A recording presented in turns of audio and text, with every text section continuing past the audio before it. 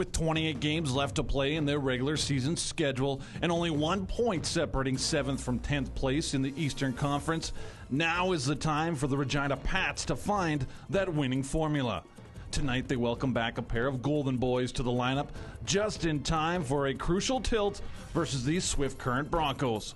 What will the new year have in store for the best junior hockey league in the world? Find out next on the WHL on Shaw.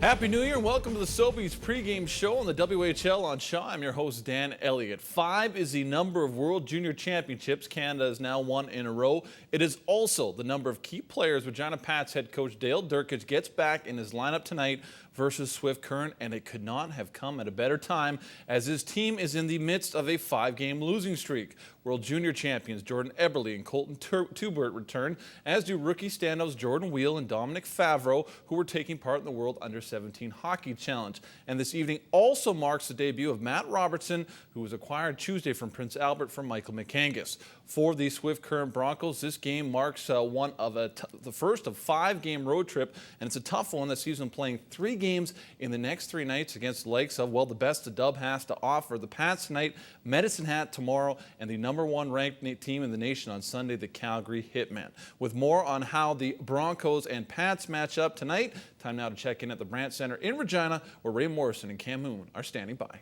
It's worth its weight in gold to have star players back in the lineup for the Regina Pats. There's a look at Jordan Eberle, fresh from Ottawa, fresh from a World Junior Hockey Championship. Tonight, the Swift Current Broncos provide the opposition in Regina. There's Keegan Dansereau, the Broncos' leading scorer, with 46 points so far this season. Hi, everyone. Ray Morrison with Cam Moon here.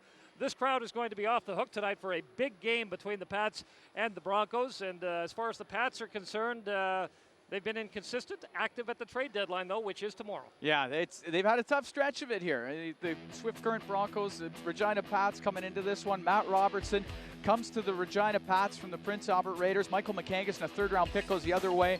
And Robertson's a player that should add some offense to this team. He was tied for the team lead last year in Raiders scoring with 59 points. And he's expected to help out on the power play. He's a guy that can go to the net, set up plays, he can finish. I mean, he's an all-round offensive player. Part of our Husky players to watch. 34 points so far this season for Matt Robertson, and obviously the other guy to watch is Jordan Eberle. Well, Jordan Eberle, 13 points at the World Junior Championships, and just a huge part of Team Canada in that gold medal performance. Just a pure sniper. This guy is unbelievable around the net. Edmonton Oilers first-round pick. 23 goals so far this season, and he is downstairs, Jordan Eberle, with the third member of our broadcast team, Tara Campbell.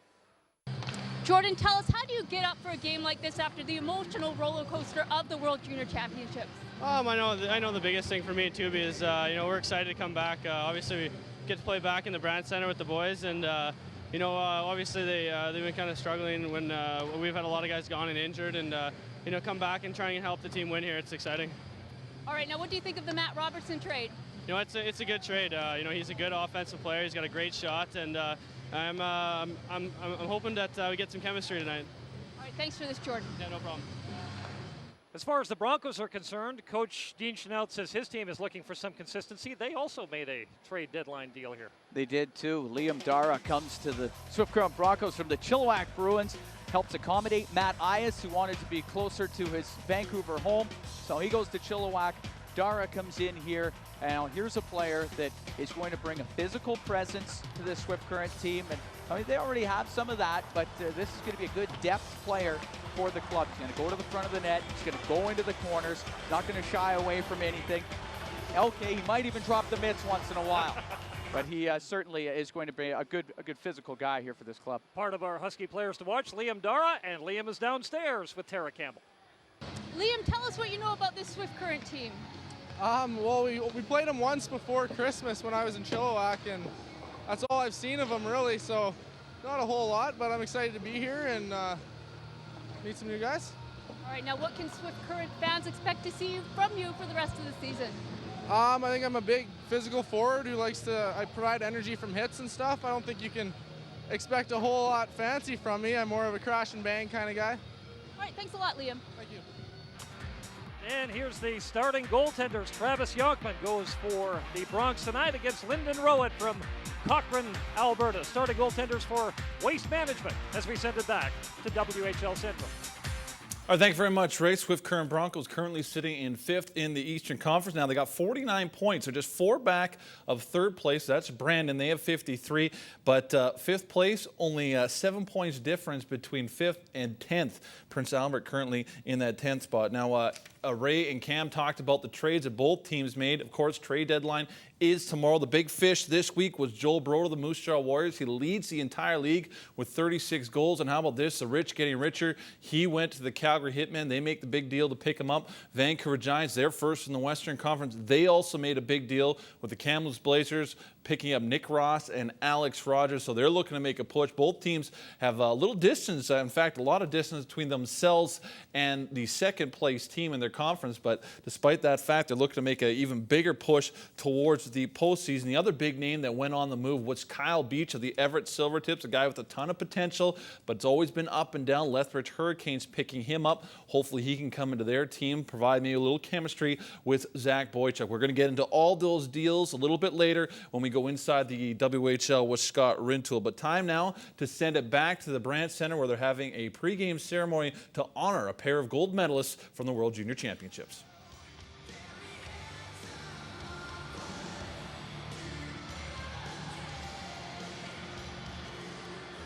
Ready to go with the Pats and Broncos tonight, Cam Moon. It's going to be a pregame ceremony that is going to knock this crowd, I think, off the hook. And from there, I think the tone of this game is going to be great because the Regina Pats start a 4 or 5 game homestand now, and the Swift Current Broncos are looking for some consistency as well. They really are, and the Broncos are starting a 4-game road swing, well, 4 in a row on the road anyway. Not all gone for that time. They'll head back to Swift Current, but this town is poised and ready to go. The talk around Regina, so excited about Jordan Eberle and Colton Tubert coming back from Team Canada and getting Jordan Wheel and Dominic Favreau back from the under-17s. Rudolf Cherveny, who played with the Czech Republic at the World Juniors, he's still in the Czech Republic, but will be coming back on Monday. And for those players that wore Canadian colors for Team Canada, whether it was at the under-17s or the national junior team, you can imagine this crowd is ready to go. Let's join our public address announcer, Darren Szabo.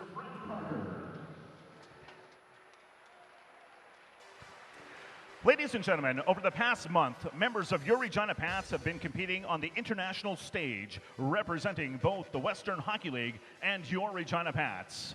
At this time, the Pats organization would like to recognize number 26, Rudolf Cherveny, for his work in helping Team Czech Republic finish 6th at the World Junior Hockey Championships. Rudolf is not in the lineup tonight, as Rudolf is back home in the Czech Republic at this time. Ladies and gentlemen, 2 members of the Pats competed at the World Under-17 Hockey Challenge in Port Alberni, BC.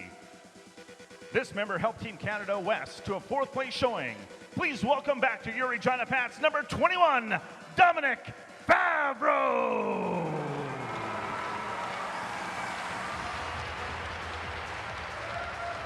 This member of your Regina Pats also took part in the World Under-17 Challenge and helped Team Canada Pacific capture a silver medal.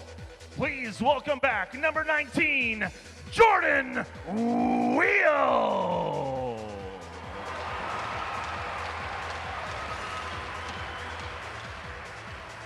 Ladies and gentlemen, in addition to the Under-17 tournament, the Pats also had 2 reps on Team Canada for the 09 World Junior Hockey Championships.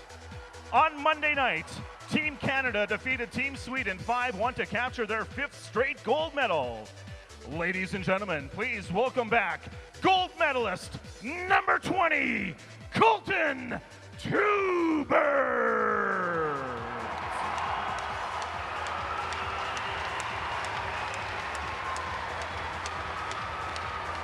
Ladies and gentlemen, also welcome back the hero of the semifinal game against Team Russia, your hometown hero, number 7, Jordan Eberle.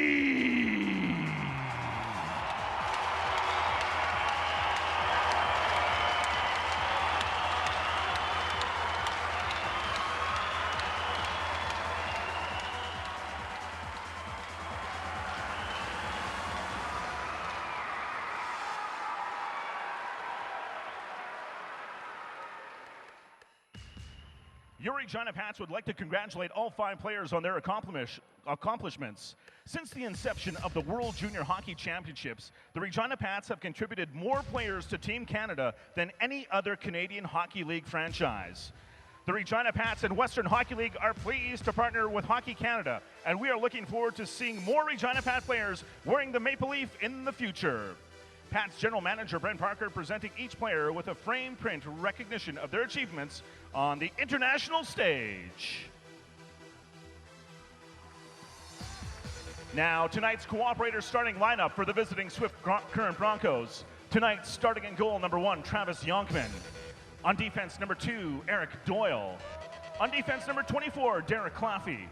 On right wing, number 25, Keegan Dansero. At left wing, number 16, Matt Tassoni. And at center, number 10, Justin Dowling. Now, the cooperator starting lineup for your Regina Pats. Tonight, starting in goal, number 33, Lyndon Rowitz. On defense, number 6, Victor Bartley.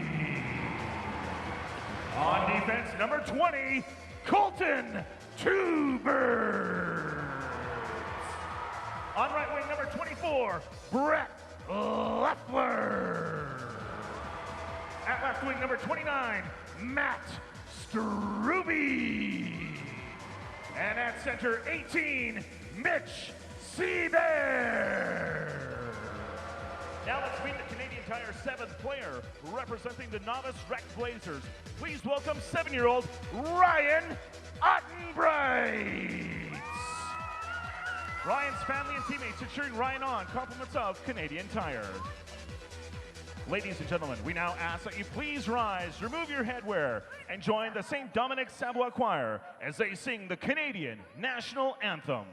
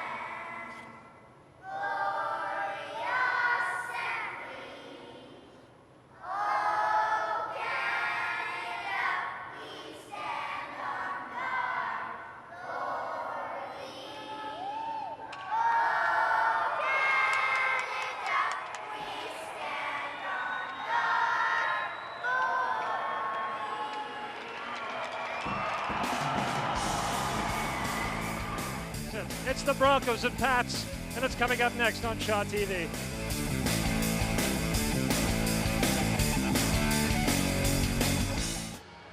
The Brandt Center holds 6,220 patrons jammed to the rafters tonight. Starting goaltenders, there is a look at Travis Yonkman, who made 26 stops in a 2-1 loss to the Brandon Wheat Kings back on Tuesday, and Lyndon Rowitz, 26 stops in Regina's last win, December 27th, a 5-4 victory over the Brandon Wheat Kings. Referees tonight, Regan Better and Dan Cowley. Linesmen, Sean Dufour and Chad Marshall. We're just awaiting for the puck drop of this big game tonight for both these teams. Swift Current, 2 wins, 1 loss against the Pats so far this year, but this is the first time they've had close to regular lineups on both sides of the equation. Captain Victor Bartley back behind his net for the Regina Pats. Mitch Seabair tries to move it ahead. Matt Struby there as well, but now it's Dowling back for the Swift Current Broncos. Justin Dowling with a long shot. Missed the far side of the net. Eric Doyle can't hold that in. Pats quick on the puck. Try to get a pass in for Brett Leffler, and Yonkman wisely covers up on that as Leffler was streaking to the Bronco goal. Well, Swift Current Broncos have lost 3 of their last 4 games, and the head coach, general manager Dean Chanel's been very happy with their top line. Justin Dowling, Keegan Dansrow, Matt Tassoni, the line that started this game, says those 3 guys have really played well here over the last little while. Jordan Wheel, number 19, and on the faceoff for the Pats. Of course, you're going to see a rookie sensation tonight on the Regina side of the ice as well. Jordy Woodrick tries to dump the puck in, but that hits a Pat player. And now here's Jordan Eberle racing in against Brian Mauling. Mauling gets the puck off the glass. That goes over the glass and out of play, and we'll have a face-off here, which will be outside the blue line. Dale Durkach. Yeah, sorry about that. Dale Durkach, the head coach of the Regina Pats, his first year here as the head coach, a former Pats player, 491 points in 204 games from 81 to 84. That's 7th all-time in the Western Hockey League. I thought that puck hit a stick, but it did not, so face-off in the Broncos zone. There's a shot. That one didn't miss by much. Colton Miller with it at the point. The newcomer, Matt Robertson, tries to play it back for Miller, and the puck comes out to the neutral zone. There's Robertson, as we talked about off the top, just acquired from the PA Raiders. Jordan Eberle goes down. Jordan Wheel bumped by his man. Jordy Woodrick for the Broncos turns now. Matt Hoban tries to get it over for Eakin, but Jordan Wheel picks it up for the Pats, tries to feather a pass ahead for Mitchell, but too far for him, and that's icing. Well, the Pats expecting a lot out of the big line. They got the Jordans back. That's Wheel and Eberle. One at the under-17s, one at the World Juniors. And Matt Robertson is going to play with those guys, the newly acquired forward from the Prince Albert Raiders. Has to be a very interesting dynamic for Robertson, coming to a team that's within his own division, getting traded there and playing against players that he's butted heads with for the last 3 seasons. And the other newcomer is Liam Dara, number 17 for the Broncos, who's in front of the net. We'll keep an eye on him and see what sort of presence he provides for the visitors tonight. Joel Rogers back for the puck for the Broncos. Tries to get it ahead for Dara, but he goes down. Trying to hustle back is Garrett Mitchell. Dylan Wagner tries to move the puck around, but the Pats are quick on it, and they'll get it out of the zone. This is Mitchell at center. With the puck, Garrett Mitchell. Hit hard as the puck gets away from him. Lots of players going down here. Prokop behind the net for the Pats, looking for someone to center it to, but he's being watched closely by Martin. Centering past Mitchell with a shot. Big opportunity for the Pats in the early going. Great play by Mitchell to get high in the slot, separate himself from the defenders, and find the open ice. Nicely underway. Good pace early in front of a jam-packed crowd in Regina. Glove stop here by Travis Yonkman, and he hangs on. Well, Travis Yonkman, 4th-year netminder here with the Swift Current Broncos. How important was Yonkman last year in the playoffs? So he played so well for this team as they got by the Regina Pats in the first round, and then played so well against the Calgary Hitmen in that series. Made 23 stops in a 6-0 shutout over Lethbridge back on January the 3rd. Graham Hood. It's number 11 for the Regina Pats. He's in on the forecheck. Broncos do manage to get the puck out, and now with the burst of speed, it's Taylor Voss trying to move the puck ahead. Jordan Peddle trying to move the puck back. Broncos trying to put on some pressure. Eric Doyle sends it in, but that puck is intercepted, and the Pats bring it out to center. Favreau dumps that puck down into the Broncos zone. They quickly get it back out to center. Yandelecki with a shot, and that one is held on to by Lyndon Rowett. He doesn't let that out of his sight. We were talking about Lyndon Rowett earlier. Allowed 3 goals on 19 shots in the first period against Brandon on Sunday before getting the hook. Looking to bounce back. Looks sharp here. Yeah, and a real tough stop for Rowett. He had Colton Miller right in front of him. He has to find the shot as it gets through Miller's legs, but he had a bead on it right from the start. Dowling plays the puck down low. Victor Bartley tries to pick it up, but Matt Tassoni is there for the Broncos. Tassoni drops it back. Mitch Seabair takes the puck away from his man, and just like that, the Pats get the puck out to the center and down into the Broncos zone.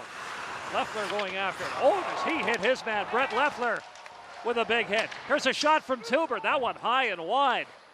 Big hit and a big shot from the Pats in the Broncos zone. Well, it's no surprise. One usually leads to another. Creating an opportunity. Keegan Dancero tries to get away from his man, but Brett Leffler is there, and the Broncos just push the puck down into the Pat zone. Bartley tries to get it ahead for Leffler, but that's picked up by Derek Claffey.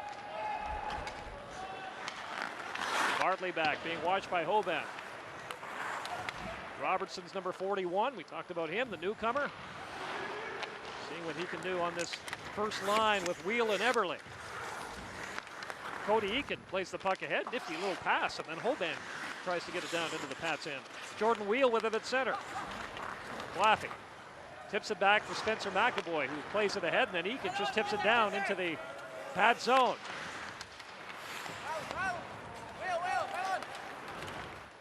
Now on the near boards, the Pats will see if they can push this puck out, and they do manage to. Colton Tuber, pass ahead for Wheel. Tried to move it over for Eberle, but he wasn't ready for it.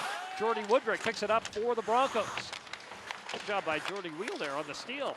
Oh, he's doing a tremendous job. He's got to be excited about being back with his team after being at the under-17s and playing for Team Pacific that went to a silver medal at the under-17s in Port Alberni. Jordan Eberle with a quick pass ahead. And Prokop is quick to move this puck down into the Broncos zone. This is Mitchell at center now for the Pats. Better be careful, they're moving in. There's a hit. Broncos forcing the turnover, and now on the chase, Liam Dara, number 17, comes in to see if he can fish the puck out of a scrum, but the whistle goes. Well, things really tightening up in the Eastern Conference with the Kootenay Ice, Regina Pats, Lethbridge Hurricanes all falling on hard times over the holiday season. They went down in the pack a little bit. Edmonton, Prince Albert, and Red Deer picking up some wins, closed the gap. And you look at the gap between 6 and 10 in the Eastern Conference, just 2 points separating those spots.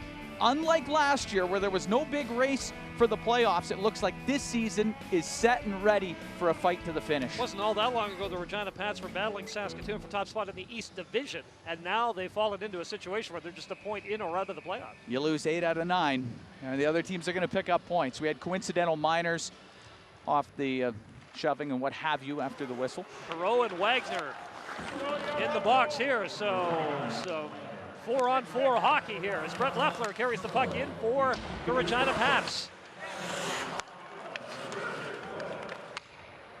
Strube tries to play it back for Miller, but he can't keep the puck in. Well, these two teams both skate so well, and there's been a great pace to this game right off the start. 4-on-4 should only make it better. Colton Miller with a pass ahead. Drop back. Victor Bartley loses his edge. What is it about this end of the ice here? Players I don't know what's going on. Banana peels. Jan Delecki at the circle with the shot. The save. It's made there by Rowett. Lots of body contact early as well. Colton Miller tries to move the puck ahead. Strube, is he anything in the tank to get around Doyle? No. Good defensive play there by Eric Doyle. Strube trying to battle to keep that puck in, but they do manage to get it out. Keegan Dancero from the top of the circle tries to get around Tubert, but Tubert just plays the man. Dowling over there against Mitchell. Tubert plays it off the boards. Into the far corner, Tubert against Claffey. Keegan Dancero now for the Broncos. Bumped by Tubert. Broncos a little careless in their own zone. Mitchell, good job to keep the puck in and get it to the net. What an effort from Mitchell. Great effort by Mitchell, but a 3-on-2 for Swift Current. As they pinch, that's a good point, but they just never got organized and they're offside. Well, you get the 4-on-4 hockey and the possibility for odd man rushes exist. And Victor Bartley gets caught deep and it creates a 2-on-1. And Jan Delecki with the shot on net and a good play by Roy. He just took it all away. And, you know, the Swift Current Broncos end up giving up an opportunity. Great effort by Garrett Mitchell. Wow, he just came in there. He read that pass much like a safety would in football and came in and made a great play to keep that puck in. Mike Scarborough is number 3 back on defense for the Pats. Dozen seconds left to go in some 4-on-4 hockey as Roger sends out right back in. Scarborough was out with an injury that occurred in Kamloops earlier this year, and I know the Pats are happy to have him back in the lineup. Injuries can take such a toll, especially at the midpoint of the season. Perreault and Wagner both out of the box. Bartley, pass across. Oh! Robertson with a chance and couldn't get good wood on it. What an opportunity for Matt Robertson to score his first goal as a Pat. Bartley jumped into the play, read it perfectly, made a great pass, but there was a lot of heat on it. Jordy Woodrick moves that puck down the ice, and icing will be called. First good opportunity of the night right here. Oh, Matt Robertson going to the front of the net. Victor Bartley, what a smart play by Bartley. And Robertson's going to the penalty box. Well, that's going to diminish, I guess, the play a little bit, seeing that Well, look at he ends this, up though. going in the box. But Bartley stepping in, made a good pass. It was a hard pass. Robertson just couldn't quite get enough. But that puck getting chipped in, and Bartley read that the puck was going to go to the corner, and that's what created the odd man rush. Unfortunately for the Regina Pats, they now have to kill a penalty. So that hook happened right after a big scoring opportunity for Robertson, and the Broncos go to work on the man advantage. Dansereau drops it back. McAvoy on the near point. Broncos looking around, waiting for their opportunity. Top of the circle, McAvoy shoots at Dansereau. Can he tuck it in? No! Oh, was that close, but somehow that stayed out as Keegan Dansereau tried to tuck it in. Great chance for Dansereau. Broncos have the 8th best power play in the Western League at 20.3%. They almost clicked again there. Colton Miller is going back, but goaltender Rowan decides to try play it for Jordan Wheel, and that puck is set the length of the ice. Broncos reload on the power play with Rogers. A pass ahead. Hoban lets a shot go. Rowett will hang on to that. There'll be a face-off in the pad zone. Well, Lyndon Rowett, he's very familiar with the boards here in Regina. And, oh, that came off the end boards pretty quick. And Jordy Woodrick right in front of the net. A hard shot that may have glanced off a Tubert in front of the goal. But Woodrick, the LA King draft pick, it was in the right spot. But Lyndon Rowett realized that puck's going to come off the back wall right in front of the net. It's a good thing he was able to get the pad down.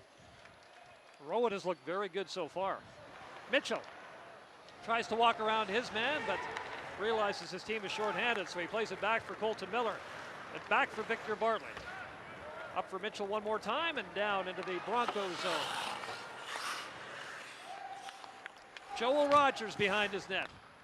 Up ahead for Eakin at center. Cody Eakin drops it for Hoban. Hoban around Hood and in, close range. Nothing to shoot at, though, as Rowett had that post covered. Yeah, Lyndon Rowett out at the top of the crease. There's really nothing for Hoban to put that puck in. Rowett allowed 3 goals on 19 shots in the first period against Brandon on Sunday, but has looked very, very good in the first half of this first period tonight. Extremely sharp. Shots on goal 5-4 for the Broncos. Slight edge. Travis Yonkman leads this back behind the net for James Martin. Close to the midway point of the first period. Pats and Broncos. 4th meeting of the year. Broncos 2-1 against the Pats so far this season. Mike Brown is number 12. Tries to play it ahead for Liam Dara. Pats take control, moving right back down into Swift Current's hand. Pats putting on some pressure. Both teams back at full strength now. Graham Hood drops it back as the Pats try to cycle that puck, but it comes back out to the Regina zone. Alex Pym plays it on the far side. Quick pass over for Graham Hood, who tries to move it across, but instead it hits a Bronco player. Taylor Voss, pass ahead. This is Peddle getting around Colton Miller. Peddle trying to wheel away, but he too goes down. Jan Doletsky tries to step in and make something happen, but Bartley turns away from his man. Nifty move, tries to regroup, and then a burst of speed away. Up ahead, Brett Leffler on the near boards. A pass in, Seabair tries to feather a pass in for Struby, but that didn't work out. Struby behind the net. Miller to the top of the circle with a shot. Good stop there by Yonk, but gets the pad down through traffic. And the Broncos try to relieve the pressure here. Jordan Peddle trying to get the puck out. Good work by Miller to get that shot through. I didn't think he had a chance. It looked like it was going to be blocked, but he just fished it through some legs and got it through right through to Yonkman. Yonkman good quick stop. And a little bit of everything. Some wide open chances, some odd man rushes, a couple of hits, some big stops. A little bit of everything here tonight. No score, 8:34 to go in the first. Broncos and Pats, WHL on Shaw TV.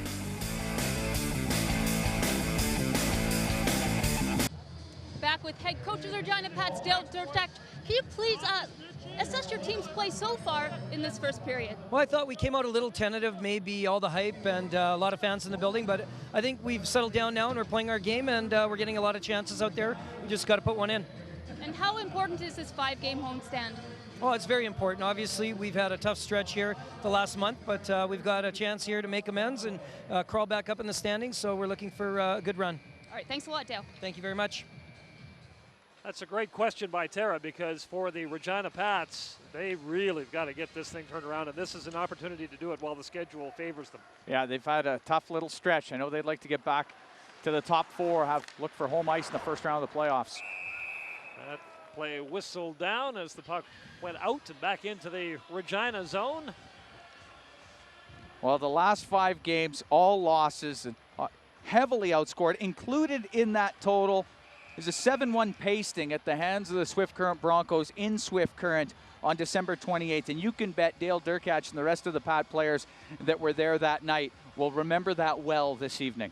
Last win for the Regina Pats was December the 27th, which seems like a long time ago. And just one win since the Christmas break, and that was it. This is Jordan Wheel. Pass across. Robertson didn't miss the net by much. What a chance there. What a pass. This is Eberle with a shot, and Jonkman hangs on to that. What a dangerous trio out there. Jordan Wheel makes the whole thing connect. He makes it start, and it's amazing with Wheel what he can do with the puck. You know, Eberle keeps the puck in, but how quick is Wheel with the hands? Getting that in front of the net. 16-year-old first-year player. Eberle starts it off. Robertson with another chance here. He's had 2 great chances so far. You know, badly wants to get a goal in his first game here with Regina. This is Pym trying to move the puck in. Didn't get a good shot away, and the Broncos will be able to get the puck out to center. And now they bring it in. There's a shot. Big stop by Rowett. And Brett Leffler tried to hustle back. But a great opportunity there for Hoban. Alex Pym does manage to move the puck up, even though he's hit. Struby with a pass across. Brett Leffler at the circle with a shot. High and wide. Pym pitching in. Back to the point. Struby with a shot. Scores! And the home side takes the lead thanks to Struby. Great shot by Struby. The 19-year-old from Regina found a way to get that through. Had to be tough for Jonkman to find that through the traffic. It all starts with a good forecheck, help creating a turnover, and get that back to Struby, who had a lot of room and a lot of time in that high slot area. And there's the key to having the third forward high on that forecheck. If there is a turnover like that, he's going to be in the right spot. And Struby was the beneficiary of that turnover. So Struby had 2 goals the last time the Pats won, as we just talked about, and gets a big one here as the home side jumps out in front. And I do believe that we have some penalty calls, and the Pats may be shorthanded here. His play was behind the Broncos net, and it appears that Garrett Mitchell might be on his way to the box here. Yeah, I got to stick up. A little overzealous for Garrett Mitchell. And gets the stick right up just over the top on Claffey. So after you score the goal, you get the momentum going and the crowd into the game. Now the penalty killers have to come out there and make sure that that momentum doesn't swing in favor of Swift Current. Tassoni tries to drop the puck back, but the Pats take control of it and do manage to get it out to center. And eventually the puck is fired down into the Swift Current zone. Jordan Eberle tries to play the puck ahead. That hits Doyle's stick, and now Spencer McAvoy steps up. That's icing. Shot right down the ice. That'll do it. 1:37 left to go in the man advantage here for the Broncos, and I'm sure that that's not with Ian Chanel had in mind on the power play. No, certainly not. And Justin Dowling and the rest of the power play of the Swift Current Broncos will be looking for a little better execution on the rest of this power play. come the Broncos with the man advantage. Swift Current, 8th in the league on the power play as Doyle dumps it down into the Regina zone. Spencer McAvoy has a look, puts one towards the net. Missed the far side. Now it's Eric Doyle for Keegan Dansero. Tries to play a pass across, but Victor Bartley breaks that up and moves it down the ice. Pat's just getting in the way of the passing lanes and playing it smart. And that first power play that the Broncos had earlier in the period, they only had one real good chance. Taylor Voss sends the puck down into the Pat zone. Rowett plays it around the boards. Leffler gets control of it, tries to get it out. Good work by Voss to hold that in temporarily, and that puck apparently knocked down with a high stick because there were gloves and sticks and everything in the air. That's where you might want Liam Dara, the baseball player, on the ice. I guess so. That one out of midair. Alex Pim of the Regina Pats looking to kill the rest of this off. A third-round pick in the 2006 WHL Bantam draft from Winnipeg, Manitoba. Second year here in the Western Hockey League and being relied upon as a penalty killer just as a second-year guy. This puck is gloved ahead, and as a result, the Broncos have taken their opportunity for a face-off in the Pat zone. Now it comes outside. Well, the Pats are going to just rope-a-dope this thing right through. If they could do it just like the last time. Lyndon Rowe had to come up with a big save the first time the Broncos were on the power play, and so far hasn't had to make one on this one. Broncos with 6 shots on net so far in this hockey game. Oh, good puck retrieval by the Pats. Victor Bartley's so wise as a veteran Western League defenseman on that last one. Broncos having a little trouble making anything happen as it moves back down into the Broncos zone. You talked about the Pats taking lanes away, but the Broncos, when those lanes are open, they've got to be a little sharper on those passes. They're missing on the passes here. They're not quite firing on all cylinders so far because this is a pretty good power play out there for Swift Current. Colton Miller on the boards, tried to get the puck out. Look out, Regan Vetter. Just drilled him with it. Puck hammered in by the Broncos, and Regan Vetter had to hit the deck. Matt Robertson scores! There's the goal Robertson was looking for. His first goal as a Pat. Well, third time lucky for Robertson. Had 2 real good chances earlier in the game, and he gets set up here with some great passing. Starts deep in the zone, and how about Eberle finding Robertson, just slipping in behind the defense, and Robertson with that goal scorer's touch. Made it look easy the way he stepped in and picked up his 16th of the year. Endearing himself to his new teammates, he's found a new home, and that's got to feel good for him. 16th of the season, acquired for Michael McCangus, who was a 20-year-old player with the Pats, now up in Prince Albert. So the home side up by a pair here. Scores! The Broncos respond with a quick goal, and they are on the board. That'll quiet this crowd down a little bit. Well, that's one way to get them to shut up in here, I suppose. Hey, Jan Delechki, what a great shot. He didn't waste any time, just let it go right inside the post. And I don't know if Rowett saw that right from going off of the stick of Delechki, and it was perfectly placed. Delechki, 18-year-old from the Czech Republic. Playing in his 99th Western Hockey League game tonight. Gets a big goal to kind of quiet down the 62-20 before this thing gets out of hand.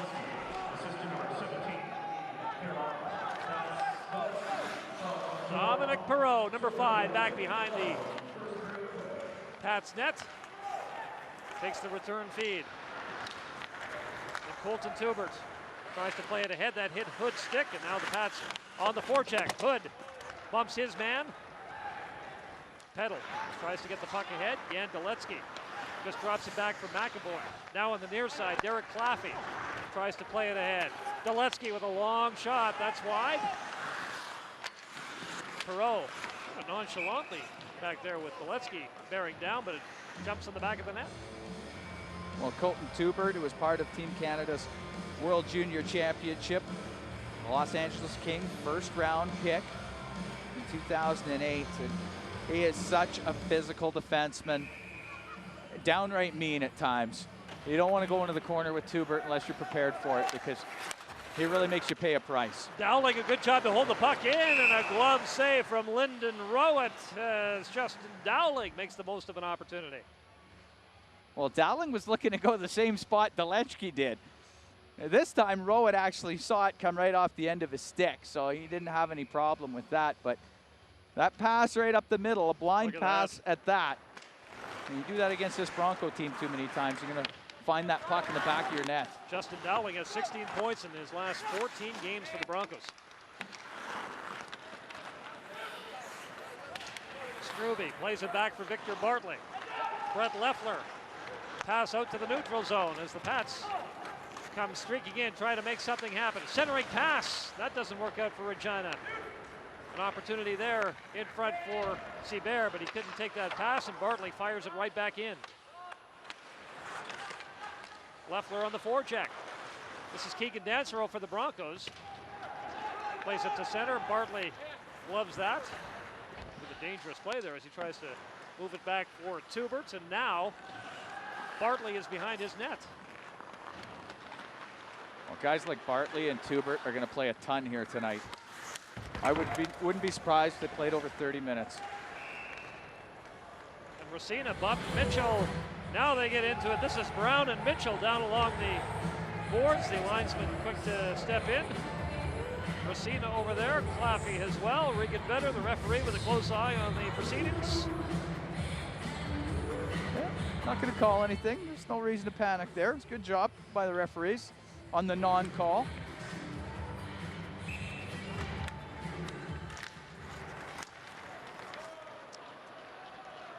Seems to be one of these teams who's in a fight-filled affair not too long ago.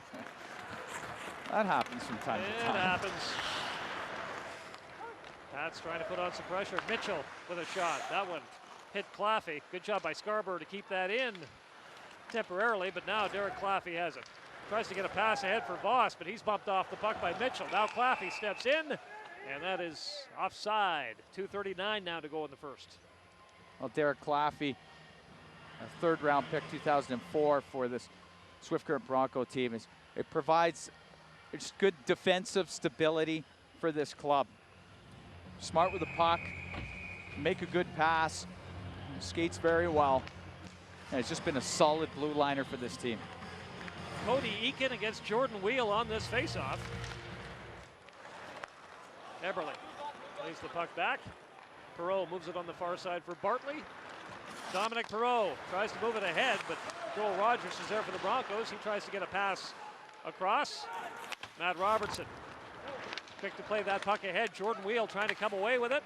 Still battling in there. Eberle tries to glove it as well, but Doyle manages to get it ahead. Here they come, three of them. The Broncos, a pass attempt for Woodrick. That one broken up. Here's Woodrick again. Woodrick, good job by Perreault. Maybe not to tie him up, but there is a hooking call. I thought Perreault might have had some stick, but I guess a little too much body. He had to take that penalty. Perreault didn't have much of a choice. It was about to be a 2-on-none. And Perreault will gladly take that one. The Pats, they'll be more than willing to kill that off, but Woodrick had snuck in behind, and he was just waiting to fire that one over as Rogers keeps it in on the point. Good play by Rogers. Unfortunately for the Pats, their defense had gone up into the play too early. So now, with time winding down, it's a power play for the Broncos. This is Doyle. Dancing around, tries a centering pass. Spencer McAvoy with a pass down too far for Keegan Dancero. Tassoni knocked off the puck. Dancero also hit. McAvoy tries to pinch in, but Colton Tubert comes out with Mitch Seabert. Oh, couldn't get that pass over to Seabert. That would have been very dangerous. Yeah, if that gets through, he's all by himself. Play whistle down, another penalty. This one coming to the Broncos, a hook. So we'll have a little 4-on-4 hockey to close out the first period here as Eric Doyle goes off. Well, that's just a result of the Pats being very aggressive on their penalty kill. Their penalty kill's been very good. This is their third time out there, and they were 2 for 2 on the first two. And I know head coach Dean Chanel won't be pleased with his team giving up odd man rushes while you're shorthanded, and Tubert stepping up into the play, and eventually Doyle getting his stick in there. Matt Robertson with a pass across. Colton Miller. Eberle tries to get a pass over to Robertson. Liam Dara, number 17 for the Broncos, tries to get around Bartley. Claffey follows up. Now the other way, it's Jordan Eberle with the puck at center. Over the Bronco line. Tried to move a pass in for Bartley, couldn't, and now Liam Dara has it again for the Broncos. And he just feathers it down into the Pats zone as the Broncos get some fresh troops out. I already like the looks of Robertson fitting in with Eberle and Wheel. So far in this game, they've been electric. Fun to watch. Inside a minute to go. And right there, Yonkman just about had to take cover on a shot from Struby. Buzzed his tower. Eakin against Scarborough. Scarborough watching his man closely. Boys, move the puck. Move your feet. You can hear referee Regan Vetter saying, move your feet, move your feet. Let's go, dude. Good. Coaching or reffing? Yeah. Just don't make this game any longer than it has to be. That's what the referee is suggesting. Puck comes out, carried back in. That's offside. Tubert carried that in, but unable to get out of the Pat zone with Struby. Well, good solid penalty kill again for the Regina Pats. Colton Tubert a big part of that, and he also helped create offense from the penalty kill. And eventually, or at least at the start of the second period, they'll have very short time on the power play. But good crowd here tonight. Everybody pretty excited about having their Pats back in town. Bartley tries to hammer that puck in. Slowly makes his way into the Bronco zone, and Brown is quick to steer that out of harm's way, and that is how the first period comes to an end with the Pats leading the Broncos 2-1 after 20 minutes of play here at the Brandt Center. Let's send it back to WHL Central in Vancouver. Dan. All right, thank you very much, Ray. The newcomers paying immediate dividends. Matt Robertson there with a goal, and Liam Dara picking up assists for Swift Current. Good deals by both general managers so far. All right, coming up in the first intermission, the trading deadline. It is tomorrow. Scott Rintoul will be here to go inside the WHL and give us his thoughts on the winners, losers, buyers, sellers up until this point. We will hear from the newest Pat, Matt Robertson. He is our ringside guest. Tell us about his goal, plus highlights and further analysis through the first 20 minutes of play. That's all coming up next, right here on the WHL on Shaw.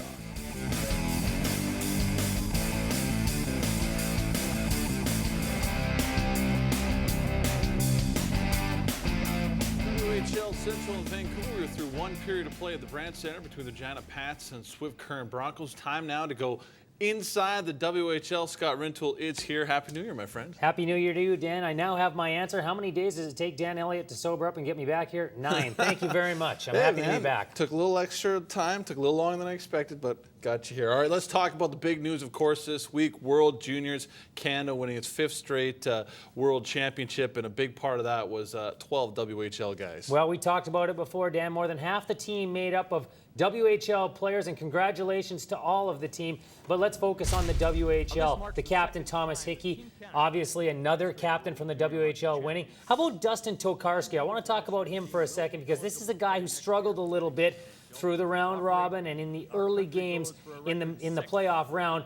Saves his best for last. 39 saves in the final. He was spectacular against Sweden. Came up big when he needed to. Even against the U.S., he had a couple of big saves. He certainly did, Dan. And then, of course, Jordan Eberle. Wow. There are signature moments in every World Championship. Jordan Eberle scores that goal in the semifinal against Russia with 5.4 seconds to go. His goal against Russia will go down as one of the greatest moments in Canadian junior hockey history. You can bet on it. Absolutely. I know they're, as we will talk about later, but one of the highly rated shows ever in Canadian sports history, and it was some fantastic hockey throughout. All right, we're going to move on because, of course, the big deal around the WHL these days is the trade deadline, which is set for tomorrow.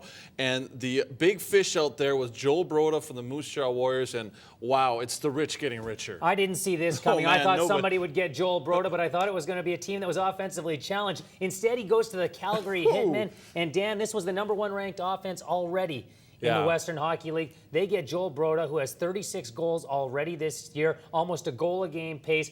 Brett Sawney must just be thanking his lucky stars. Defenses can't focus on him now. Broda's there now as well. And man, you talk about the rich getting richer. They've lost 5 games in regulation. How many are they going to lose the rest of the way? Well, I mean, this is a real statement that Kelly Kissio is making because his team is so far in front in the Eastern Conference. It's not a very good chance that someone can catch him. But he's saying to his team, hey, this is our year. We're really going to go for this. And they gave up a point a game guy to get him, and they said, we're going for it. And I like that attitude. You only get so many shots at a Memorial Cup title. Kelly Kissio says it's not going to be good enough for us just to make it to the third round, just to make it to the WHL championship. We're going for this. Earlier in the week, Lethbridge Hurricanes making waves. They make a big deal, bringing in a guy that has a reputation of being really hot and cold, but if he's on, he could be a real impact player for them. Well, again, a deal that nobody really saw coming based on where Lethbridge is in the standings. And we all remember what Lethbridge did last year in the playoffs. They make it all the way to the WHL championship before succumbing to Spokane. They go out and get Kyle Beach, I should say. They go get Kyle Beach, Dan, and what a move. And I'll tell you what, this is either going to look like a great deal or it's going to look like a terrible move to go get Kyle Beach, because we all know what he brings when he is on his game and when he's playing under control. On the flip side, this is a guy that can cost you by going to the box. He can be undisciplined, and there have been questions before about his character. But he's a point-a-game guy, and he's one of the few players out there who has the offensive upside, but also the physical game. He can impact a game in far more ways than just on the score sheet. Lethbridge has struggled a lot lately, but get Boychuk back, get Juha Metzla back from the World Juniors. I mean, a lot of pressure now on Michael Dick to get this team winning, because right now they're out of a playoff spot. Yeah, that's a very good point, Dan. And get Zach Boychuk back and get him back healthy. But I think this is a move of faith in Zach Boychuk. We all saw what he did last year in the playoffs, and I think this is them going, look, we don't always get a Zach Boychuk coming to our organization. We've got a shot to win with him. They're lucky to have him back this year. There's a lot of people that believe if he didn't get hurt in training camp, he'd be in the NHL right now. They're going to take a crack. All right, we're going to take a small break here, but you're going to be coming back right after this. But first, WHL Central is pleased to recognize Cal Tire as a Western Hockey League prestige partner. All right, we've got to take a quick break. As I just said, we'll be back in a few moments here with Scott Rintoul as we go inside the WHL a little bit more.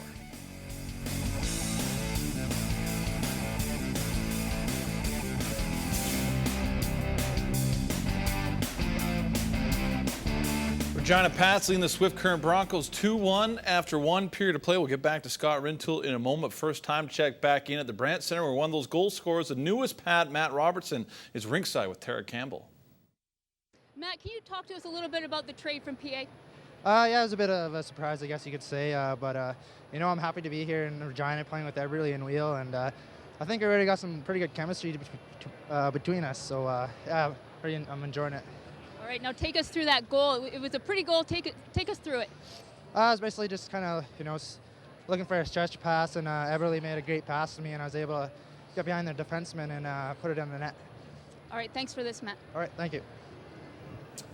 Thank you very much, Tara. Back here at WHL Central with Scott Rintoul. We're continuing to talk about the trade deadline, Scott, and we always talk about buyers and sellers, and it's pretty clear at this point in time what the Kamloops Blazers are doing. Yeah, they are selling off some assets, Dan, and good on them based on where they are right now. But you look at the deals they've made. The big one, of course, is with Vancouver. They send Rogers there, but they also send Nick Ross, and this is the hardest thing to get at the deadline, Dan. Everybody knows it. Trying to get a good defenseman. And we're talking about a guy who's been selected in the first round of the NHL draft in Nick Ross. Alice Rogers, he can play some hockey as well. So Vancouver gets stronger. Again, the rich getting richer. But more importantly, Kamloops sells off. And Craig Bonner comes from the school of thought that, look, it's not good enough to just make the playoffs, especially in Kamloops, a team that has really hovered around mediocrity for so long now, Dan. Craig Bonner is part of a championship club there. He knows he needs to restore them back to that type of form. He wants to get younger. He gets a lot of picks back. I know everybody says, well, it's Craig and Scott, both the Bonner brothers doing a deal. You know, Scott got a deal. But a lot of the GMs around the league were looking at Nick Ross, and Craig Bonner said this was the best deal he could get. Now, you talked about getting a great defenseman. We got one who plays for the Swift Current Broncos. Well, he's not playing. It's Jesse Dudas. I mean, what are you doing with him at this point in time? Well, they should be selling him off. If he's not going to be playing for Swift Current, he should be playing for somebody. They dealt to get him last year, was injured, hasn't played at all this season. Dan, not contributing there. And as I said, the toughest thing to get at the deadline is a defenseman, especially a guy who can log some minutes. And here's a guy that they dealt to get. They obviously coveted him. I guarantee he could play somewhere on a playoff team going forward, and they can get something for him. They should be dealing. Yeah, I guess the toughest situation is the fact that he is a 20-year-old, got to fit him in your roster. Now, there's one team, the Kelowna Rockets, they haven't made any deals, but they may get the best deal here at the deadline. No question about it, Dan. Michael Backlund. If you watch the World Junior Tournament, tournament. You saw this guy star for Sweden. He's an outstanding player, first-round draft pick of the Calgary Flames. They have to assign him by tomorrow from Calgary, but he suited up for the Flames yesterday. It sounds like he's on his way to Kelowna, Dan. We saw this a couple years ago with the Vancouver Giants and Gilbert Brulé coming back, getting a top-end elite player without having to give anything up. Bruce Hamilton and the Kelowna Rockets, they must just be licking their chops right now. All right, one final thing for you. Spokane Chiefs, they are the defending Memorial Cup champions. They pick up Brady Callett from Kamloops. They also get Andre Roman back, a guy who led them in playoff scoring last year. He was in the Czech Republic, played for the World Junior team. Man, it's the Chiefs. You know, they haven't had the best year so far, but you never can count them out down the stretch. Well, especially given their playoff experience. We all know who won the Memorial Cup last year, Dan, and I think this is if it ain't broke, don't fix it.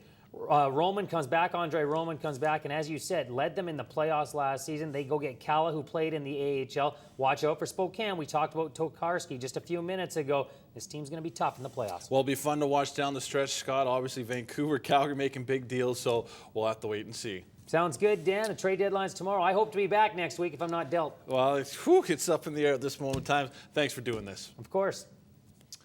All right, let's take a look at the scores throughout the evening thus far. 8 other games going on around the league. Edmonton Oil Kings are up 2-0 on the Moose Jaw Warriors. Clayton Comiskey and Adrian Vandemosoler have got the goals there for the Oil Kings. Michael St. Croix, he was their top pick in the 2008 WHL draft. He's making his WHL debut tonight for the Oil Kings. That game's in the second period of play. Darian Zerzinski, he has got the Blades on the board. They're taking on the Brandon Wheat Kings, up 1-0 in the first. Wheat Kings red hot. They've won 5 straight. 8 of their last 9. They're trying to keep that roll going for themselves. Other games going on tonight. Prince Albert in Lethbridge to take on the Hurricanes. Expect Kyle Beach to make his debut for the Canes. Vancouver Giants made that big deal, get Nick Ross. They are in Cranbrook this evening. They are taking on the Kootenays. Of course, the Giants, they are 9 points up on Tri-City for first in the Western Conference. Elsewhere this evening, Chilliwack Bruins taking on those Sellers. The Kamloops Blazers hosting them tonight in a BC Division battle. Portland in Kelowna. Rockets crossing their fingers. They get Michael Backlund. That make them a big player down the stretch. That game starting at 7 p.m. Pacific time. 2 other games to tell you about. Prince George Cougars, they're still fighting out for a playoff spot. They're in 8th right now in the West. They are taking on the Everett Silvertips, and the Tri-City Americans. They're at the ShoWare Event Center at Seattle. They're happy to have their own building now in Kent, looking good there. The T-Birds hosting the Americans. Never know if the T-Birds may make a deal or two. They're looking good right now. They're in 7th spot, but question whether or not Russ Farrell will want to sell at this point in time. Now remember, for your most comprehensive look at the WHL, check out the league website at WHL.ca. Recently revamped, the new look site features all the latest news, tons of stats, plus player profile, plays of the week, and highlights from around the league. That's www.WHL.ca. All right, back to the Queen City we go, where Ray Morrison and Cam Moon are standing by with their thoughts through the first 20 minutes of play. Guys? Cam Moon, we had a little bit of everything. We had some odd man rushes, some power plays, a little bit of physical plays, some great goaltending. We had it all that period. A great period. A lot of skating, too. Both these teams can fly out there. Just love the way they're going at it. And a lot of opportunities in this game, and Matt Robertson, the newly acquired Matt Robertson, set up by Jordan Wheel. He doesn't cash in. Jordan Everly in front of the net on the back end of that. He doesn't cash in, but that doesn't stop the Regina Pats. Great work on the forecheck. Pym starts it. Struby finishes it with a seeing eye shot from that high slot area. Great work on the turnover, and Zibert able to set that one up. It was a perfect play and a perfect shot from the point by Struby, and then a great pass, and slipping in behind is Matt Robertson. And in his first game here with the Regina Pats, he's really excited about getting his first goal, and he picks up his 16th on the season. And the Swift Current Broncos, and they had a pretty good first period. They had some opportunities, but it wasn't until the puck just got through the skates of Alex Pym and Jan Delecki with a shot that right up over the glove of Rowett, put it off the post and in. Great shot by Delecki, and it gets the Broncos right back in it. And that was a big goal. Mere seconds after Robertson's goal, Delecki answers, playing in his 99th Western Hockey League game, scores his 9th of the season. So Struby and Robertson got the Regina Pats off to a nice start. Jan Delecki response, and it should set up a very interesting second period because, as you can see by the shots on goal, not much separated those teams. Your first period scoring summary brought to you by Sobeys. We're back with period 2 from the Brand Center. Home team up by 1. Western Hockey League play on Shaw TV.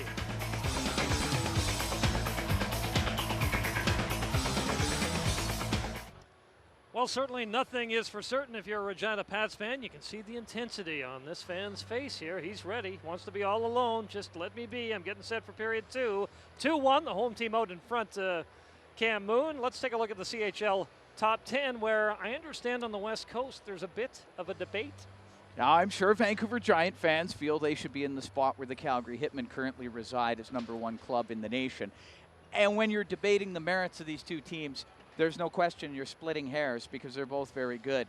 But the Calgary Hitmen have been absolutely rolling. They've won their last 12 in a row. I know winning percentage of these two clubs is virtually the same, but Calgary Hitmen have they've been playing so well here lately. I can understand why they're in the #1 spot. And that's not to say Vancouver hasn't played well, but 12-0 in your last 12 is pretty tough to beat. But in defense of the Giants, they do have 6 games in hand.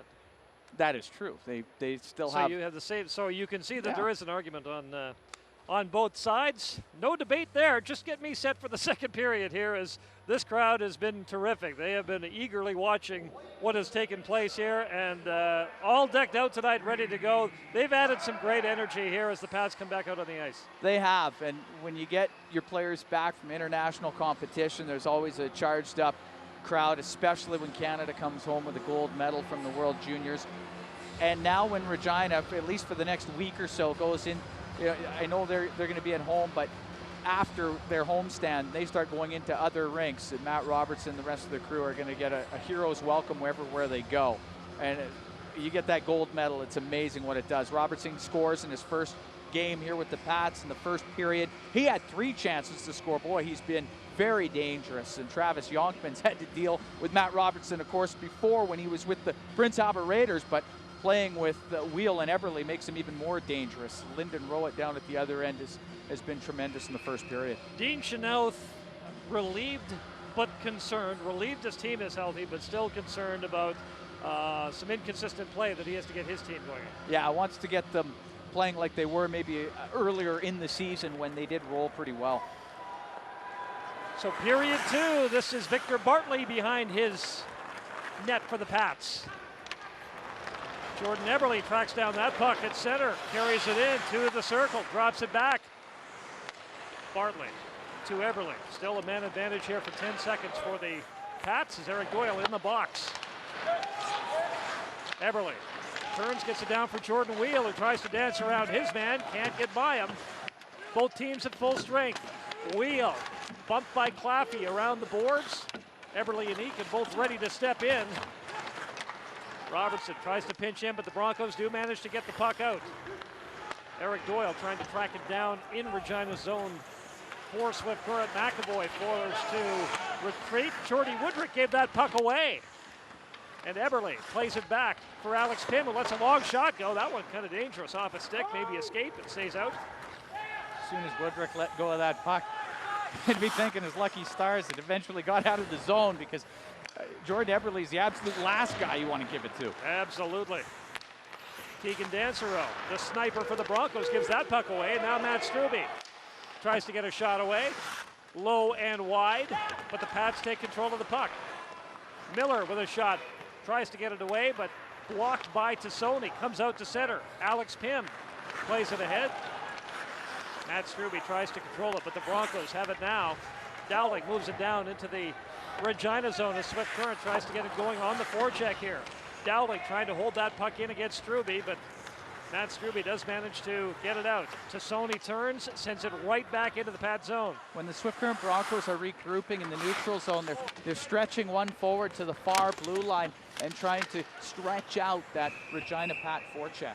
That puck goes over the boards and into the Broncos bench. There's a look at Alex Pym, Winnipeg, Manitoba, 6 points so far this season. The Swift Current Broncos have got a knack for finding a way to get back into games, and They'll have to find a way here. They 123 games, including tonight. They haven't been shut out. They try to get across the pedal. Doyle scores! Eric Doyle ties the hockey game up at 2 with a blast from the line. Unbelievable shot by Doyle. Perfectly placed.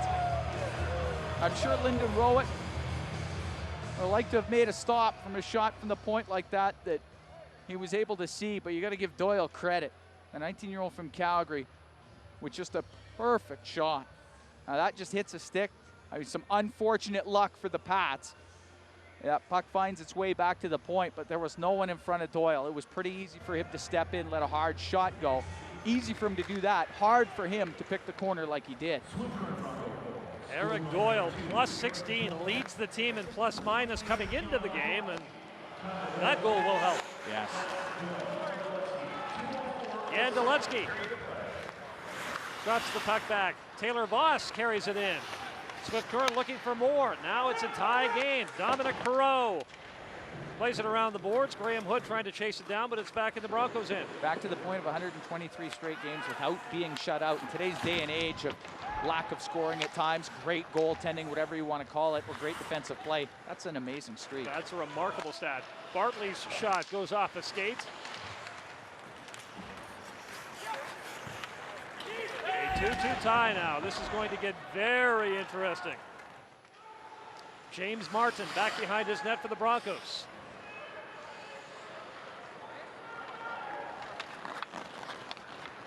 Swift Current carries it out. Liam Dara, the newcomer, down into the Regina zone. Rowett plays that around the boards. Funny hop off the glass, but this is Matt Robertson with it at center now. And eventually Eberle pushes that down into the Bronco zone. Robertson on the forecheck. Robertson and Jordan Wheel working away. This is Robertson, now Wheel. Back to Robertson. Jordan Wheel with it. Back to the point. There's the shot. That one is blocked as Tubert teed that one up. Tubert and Scarborough on the points. Good work by Wheel. Look at him dangle, and he's going to try shovel that in himself if he can. But the Broncos will now bring this puck out. Dylan Wagner loses it at the line, and that's offside. He kind of lost control. One of the Broncos stepped in over the line. Well, I know this is the first game these three guys have played together, but boy, has Matt Robertson fit in well with Wheel and Eberle. And Jordan Wheel, oh, it's just amazing how well he handles the puck and what he can do with it. It seems to be magnetized to his stick the way he's been going tonight. Wheel, who played with Team Pacific at the under-17s, picking up right where he left off before he went to that club and picked up that silver medal. Big goal against the Russians in that under-17 challenge as well. What an event that was on Shaw TV from BC. This is Colton Miller. That's pretty well owned the Broncos so far, 4 minutes into this period. Sebert! And that one hits a stick and goes out of play.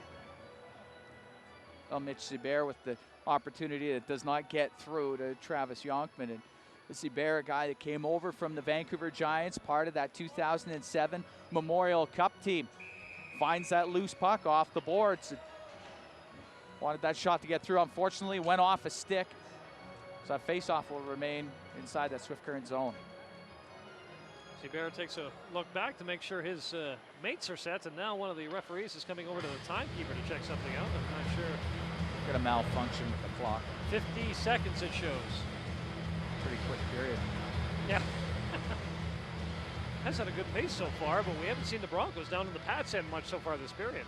No, they were able to score the goal, but I mean, that's been about it. These two teams, though, have skated extremely well. You can tell that the Pats really want to get back on the winning track. The Broncos want to get back playing better and putting up some wins. So Dale Durkach really desperately wanting his team to pick up a win here at home in front of the hometown crowd that has been so charged up here this evening. And during this four-game homestand, big Oh, that they kind of get on a roll, because we talked about the free fall, and a little bit of that has been because the players were missing international competition. But when you lose, it can be chronic, and that's what Dale Durkach has to prevent. Yeah, they want to see his team charged up, getting the 4 guys back. There's no question that had a huge impact on it. You take the 4 of your big players, and in their case it was 5 players total, like that are out of the lineup. Yeah, there's going to be a hit. It's going to be difficult to be deep enough to withstand that sort of loss in players. They're still looking to figure out that clock, but it was difficult for the Pats, and they really want to get this home streak going, because the teams below them, some of them are starting to win games, and it really has tightened things up in the Eastern Conference. Some pressure here by the Pats. Leffler on the doorstep, trying to get that one by Yonkman. Play whistle down. Faceoff will stay in the Broncos zone here with 15:36 to go in period 2. Shots even, 9-9. How about a welcome home party? Yeah, these guys all back with the team now. At Eberle, Tubert, of course, winning the gold medal. Wheel, Favreau at the under-17s. Rudolph Trevany was playing with the Czech Republic at the World Juniors. He's still there, but will be coming back next week. So 5 players they were missing. Yeah, absolutely. Keegan Dancero with a shot. Good stop by Rowan. A blocker stop. Derek Claffey trying to hold that puck in. Victor Bartley around the boards. Brett Leffler gets the puck out. Down into center. Bartley with a burst of speed. Tries to drop it back for Matt Struve. Mitch Seibert trying to get a shot away as well, but now it's Keegan Dancero. He can really go, Cam. Over the line. Tries to pass across, scores! Matt Tassoni with a great pass from Dancero, and the visitors go up 3-2. Well, that whole play started way back in the Swift Current Broncos zone, and Victor Bartley had gone in deep on the forecheck. It eventually, a great play by Dancero coming back. Tubert's the lone guy back. He has to deal with a 2-on-1. And you got Matt Tassoni, the Dallas Stars 6th rounder, 2008 entry draft. Goes hard to the net, but it all created off the 2-on-1 deep in the Swift Current end. A great pass by Keegan Dancero. Coming into tonight, tied for 6th in goals with 23. Now 24 after that one. Spencer McAvoy trying to hold the puck in. This is Prokop as the Pats look to respond. Almost not justice here, because Regina has really taken the play to Swift Current, but it's the Broncos that come away with the go-ahead goal. Jan Deletsky bumped by 2 Pats. Prokop with a pass to Hersina. Now puck moved ahead. Garrett Mitchell. Puck rings around the boards. Deletsky moves it out. Alex Pym plays it back for his defensive mate, Colton Miller, and the puck is moved down into the Swift Current end. Going down hard there for the Swift Current Broncos, Joel Rogers gets up. Pats looking to get back on track in front. Good couple of opportunities here, and if nothing else, the Pats do draw a penalty. Kyle Mulder with some good work in front, and now the Pats will see if they can take a Bronco with them, but that's not going to happen. It looks like it's going to be a man advantage here for the Pats, as Mulder was in front drawing that penalty. He was wide open too. Mulder right on the doorstep, and Yonkman got down, took everything away, but how wide open Mulder was. Both defensemen in behind the net, one going to the corner, one still in behind the goal line, and then you've got Kyle Mulder just sitting in front of the goal. It was a good save by Yonkman. It leads to a penalty, which is not what the Broncos would have liked to see, but they certainly wouldn't have liked to see the puck in the back of their net. Some good hard work. They call that getting dirty. Kyle Mulder on the doorstep, taking some abuse, but drawing a penalty. Deletsky goes off for the high stick, and the Pats go to the power play. Tubert with a pass ahead for Eberle. Wheel in front. Eberle plays it back. Bartley couldn't control that pass. It was a saucer pass in the air. A little too much sauce. Too much sauce. Matt Robertson back for Jordan Wheel. Eberle in front. They try to play it back to the point, but the Broncos will relieve the pressure and move the puck the length of the ice. Pass right back to center. Throw it to Eberle. Pats look to set up with the man advantage with 1:20 to go. Bartley with a shot through traffic, and the Broncos get it out again. Lyndon Rowett moves the puck as well as any goaltender in the WHL. It's like having a third defenseman back there. Victor Bartley will step back and have a look. Minute to go in the man advantage here for the Pats. They trail by 1. Got 2, looking for another one. Prokop. Back for Miller. Too far for Leffler. Alex Pym with the shot through traffic. That one changed directions once or twice. This is Pym again with another shot. That one blocked. And the Broncos get the puck out as Dowling moves it down into the pad zone. Broncos just doing a good job of getting in shooting lanes, not letting the Regina Pats get an easy shot on Yonkman. Prokop plays that puck ahead for Brett Leffler. Leffler's shot. Low and wide. And he's taken down. Alex Pym at the point, far side. Miller lets a shot go. That hit to Sony. He looks a little shaken up, number 16 in black, after taking the brunt of that shot. Now the Pats try to tuck it in from close range, but Derek Claffey shuts that down. Brett Leffler quickly sends that towards the net. Struby with Prokop in front. Prokop taken out by Miller.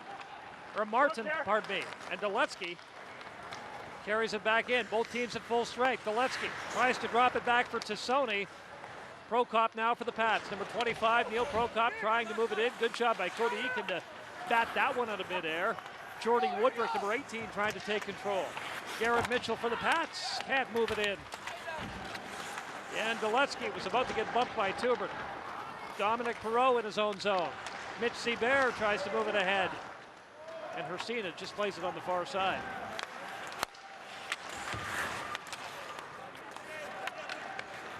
Broncos out to center now. Doyle tries to get around Mitchell, but Mitchell breaks that up. Now it's Doyle again.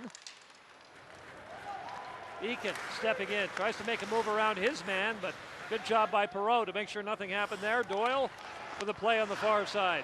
Joel Rogers gets it up for Wagner, who moves it down. Dominic Perreault goes back for the puck. Mitchell bumped there. And the Pats will turn away. Peddle tries to carry that puck back in. Hersina knocked down. That puck comes out, so the Broncos will have to retreat. And now we're going to have a scrap. Colton Tubert goes against Liam Dara at center ice. Tubert didn't like the hit that Dara threw down on the blue line. The crowd grumbled about it a bit. Tubert calling him to task.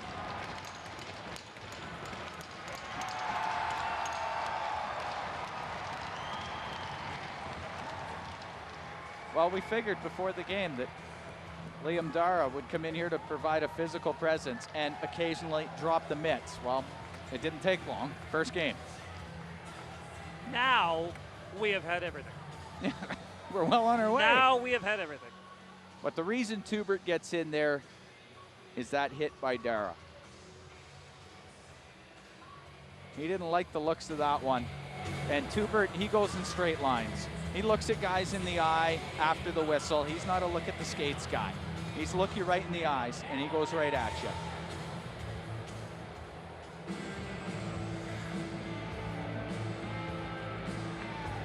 Both with the haymaker hands free.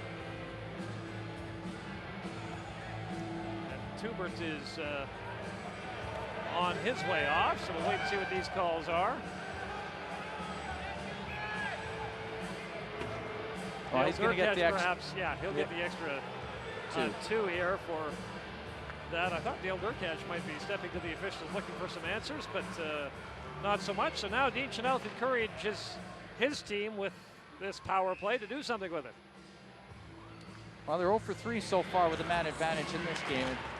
That's a credit to the Pat penalty killer. It's been very good. This is Dowling for McAvoy. Pass on the far side. Doyle has a long look around. Plays it down for Dowling. Back for McAvoy. Tries to let a shot go. Colton Miller trying to get control of it, but the Broncos still manage to get a shot away. Keegan Dansereau from close range, but Dancero wants to speak with the officials about why that puck is going outside. He thought it hit a pad stick. Keegan Dancero leading the Western Hockey League in power play goals with 14 coming into tonight's action. A real offensive player. 4 points against Lethbridge last Saturday. Points in 6 of his last 7 games.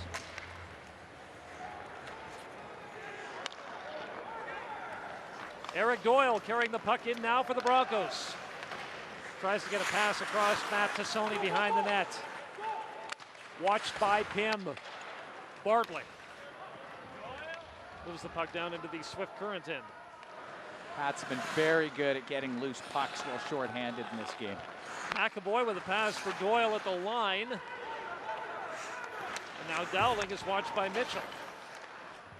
Keegan Dancero at the red line. Tries to feather a pass in for the streaking Dowling.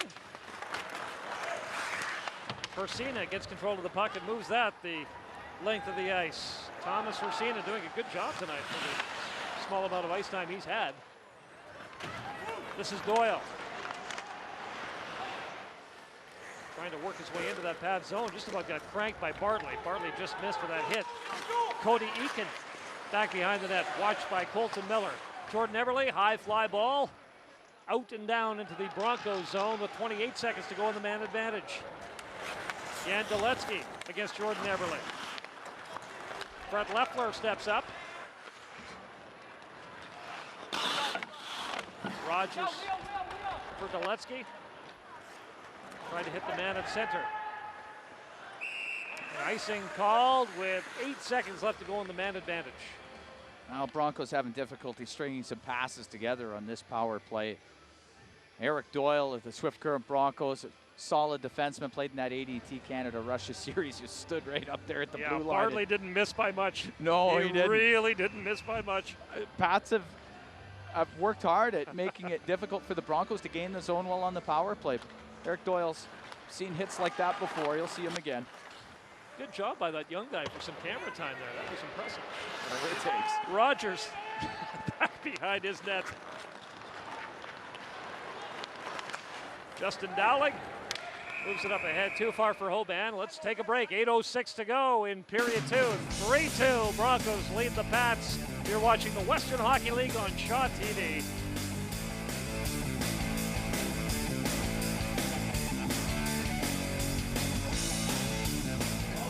Back with Broncos head coach Dean Chanel. Can you assess the second period here? Are you happy with the way your team is playing? Well, it's been pretty good. I think our group after the first, we just kind of eased into the game, and you know, it's a game where you got to be aware of certain guys, especially with guys like Jordan Everly on the other side. And I think our guys have done a pretty good job for the most part, but the start of the second was good, and we need to keep that momentum. Right now, you were active in trading earlier this week. Are you happy with the way the team looks finishing off the regular season? Are you expecting to make any more trades? Well, I've been pretty happy with our group from the start of the year. We had an extended period where we had injuries, and the only tough part is you don't get to see your full team during that time. So we're happy with our group, but if we can improve it by tomorrow, we'll still try to do that. Thank you, Dean. All right, thanks. Let's head back up to Ray and Cam. Nicely done, Tara. That was great insight from Dean Chanel talking about his hockey team and basically stating from the get-go, you know what, I am not down on this group, and changes with Liam Dara coming in shouldn't reflect that. They've had so many different injuries over the course of the year.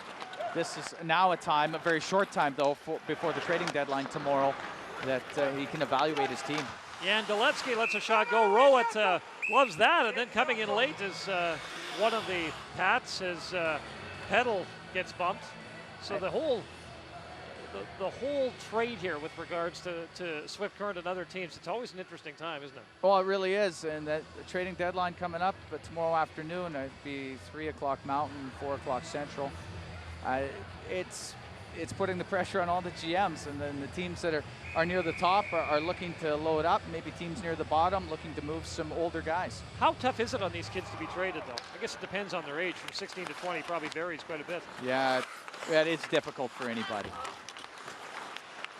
Here's the Broncos trying to make something happen. Taylor Voss and Jan Deletsky working away. Voss wheels away. Can he get a shot? No. And there's going to be a penalty as the Pats players had no alternative but to haul Boss down, and so now Swift Current will get an opportunity on the man advantage.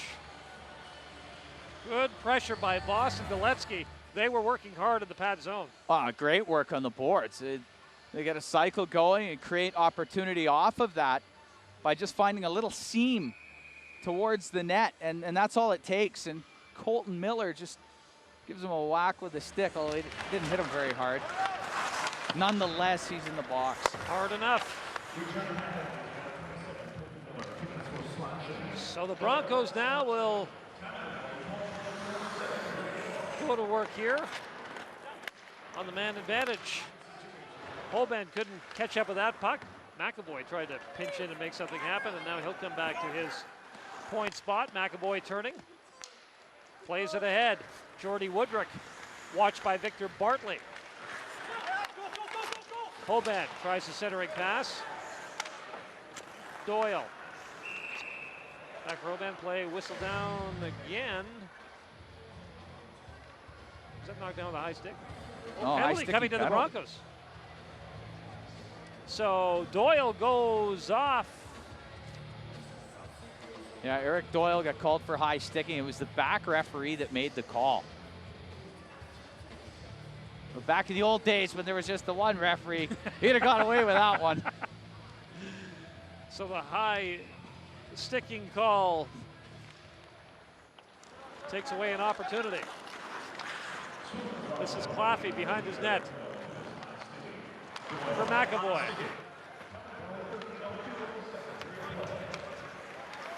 4-on-4 hockey here. That puck goes high and into the netting. 1:06 left to go in the 4-on-4 situation. Some more trades. What any trade, any transaction that kind of stood out in your mind here? Well, certainly the one that Calgary Hitmen made late yesterday, and they were able to add real top-end player in Joel Broda from the Moose Jaw Warriors, a scorer on a very deep Calgary Hitmen team, just got a little bit deeper. I think they made a huge move with that. They've already been considered the top team in the Eastern Conference, so they just made it tougher for everybody else in the East. And it's tough because there are teams like Saskatoon that are trying to keep up with the upper echelon teams in the Eastern Conference, and Vancouver and Calgary, they look like they're ready to sprint to the finish, even though it can be a grind.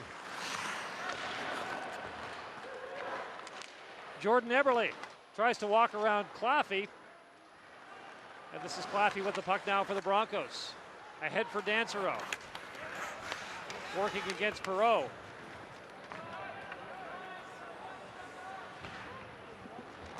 Bartley.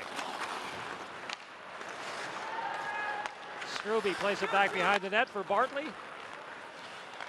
Rogers holds this puck in. Drop pass to Sony with a shot in close, and Rowett makes that stop, and now the Pats will be on the man advantage, down by a goal for 37 seconds. Taylor Voss and Matt Tassoni with great work finding some open ice. Getting a turnover, and you just get Matt Tassoni going high in that slot area so that he can get that loose puck and give an opportunity to get a shot on net.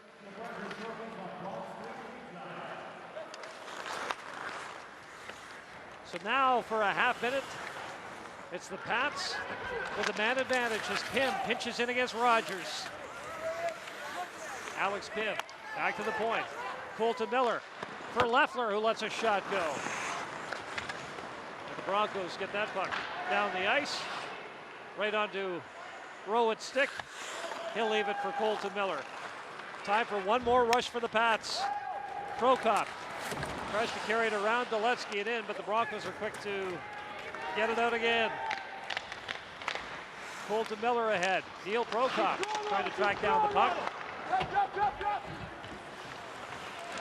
Eric Doyle is number 2 for the Broncos at center.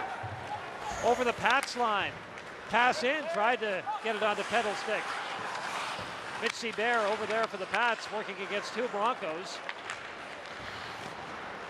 Opportunity, Boss turning. Can he get a shot away? A backhand pass. Dylan Wagner with a chance. And finally, it's Regina that gets the puck with Prokop and Seabear. Pardon me, Mitchell and Seabear out there. Mitchell against Claffey. Back to Victor Bartley at the line. Oh, nice little move on Peddle. He's at the circle. And play whistled down. There's going to be an interference call. All sorts of traffic in front of the Broncos goaltender Yonkman, and the Pats are going to be penalized. Well, Taylor Voss with a good setup. Just a great little backhand pass to Wagner. He tried to get the puck through, he couldn't. And it looked like they had Lyndon Rowett out of the way and would have had an opportunity. And then Hersina cuts through the middle and takes out the goaltender, Travis Yonkman.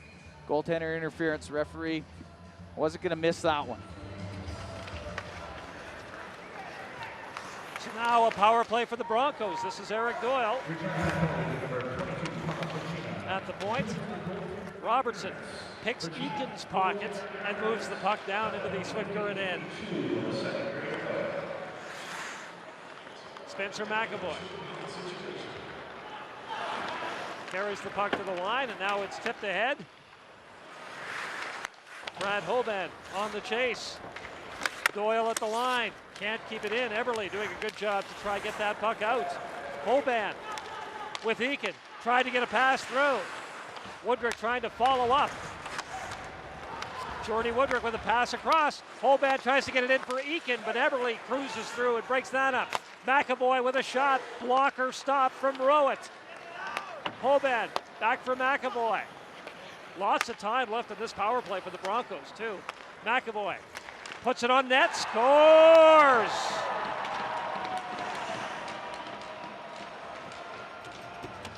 Great shot by Spencer McAvoy. And Swift Current Broncos move that puck around so well. They're making the tape-to-tape passes. They're spreading everything out so that there's some room. Forcing the penalty kill to spread out also, but look how much room Spencer McAvoy has from that high slot area. A lot. And was able to get it through. I mean, that's the second part of the equation, is you got to be able to get it through to the net. But with that type of traffic, it makes it difficult for Rowett to find that puck, especially when McAvoy lets a heater go like that. Lots of traffic, and one wonders if that's changed directions.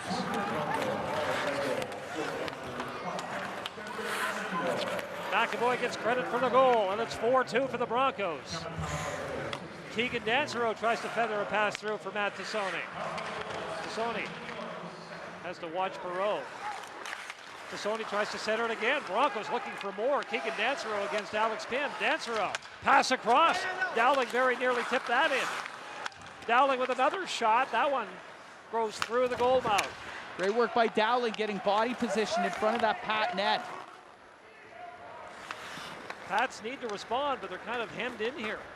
Leffler drops it back for Perreault. Perreault at center. Carries it in. Drops it for Strube. Not sure Strube was ready for that. Then Strube took a stick to the side of the head. Dancero. Pass across. Return feed. And he didn't miss by much. That pass did not miss Dancero's stick by a whole lot, or that could have been very dangerous. It looks like one pass too many. Maybe. I think so. It's a tremendous opportunity. Look at that. You're dead on. You got a guy coming back in Brett Leffler. Even if he gets the pass through on the last one, it might be difficult to get a shot away. Whereas Tassoni had a great chance to put it on net. Woulda, shoulda, coulda. That's how it goes. 4-2, Broncos lead. Shots 16-14 in favor of the Broncos. The 2-minute warning of the second period. Jan Deletsky lifts the puck into the Regina zone. Peddle. That hit Miller's stick and went over the net. Taylor Voss for Peddle, who tries to get it back for Deletsky. Deletsky tries to shovel that in, but Rowett has that near post covered. And play is whistled down. Jan Deletsky has a goal here tonight. Lyndon Rowett knows what he's all about. Good work by this line, though. Peddle, Deletsky, the good wraparound. Wow, that was awfully close. Was there room there? Sneaking in. Yeah. Very close. Deletsky looking for his second. Dylan Wagner working against Jordan Wheel. The puck dangerously in front. Doyle steps in. Can he get a backhand shot away? Oh, an opportunity for Dylan Wagner there. Wagner against Colton Miller. Wagner coming away with the puck. Tries to get it out front for Brown. On the doorstep is going to be a penalty. And whistled down, and now we'll have a scrum in front of the Pats net. Miller's helmet comes off. We'll have a little discussion and wait for the call here with 1:19 to go in period 2. Well, it's starting to heat up a little bit. Broncos going hard to the net. Brown's getting into it still. Brown came around to the quick left jab, and Miller wasn't looking. That was close. That was close. Roach just pulled that out of the net. That's amazing. That wraparound by Deletsky was... All right, okay, let's have a look here. Right wow. There. That's close. That is close.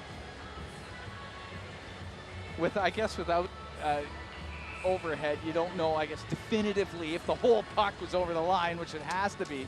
However, the circumstantial evidence is quite overwhelming. I can tell you one thing, the Pats want us to burn that tape. Scores!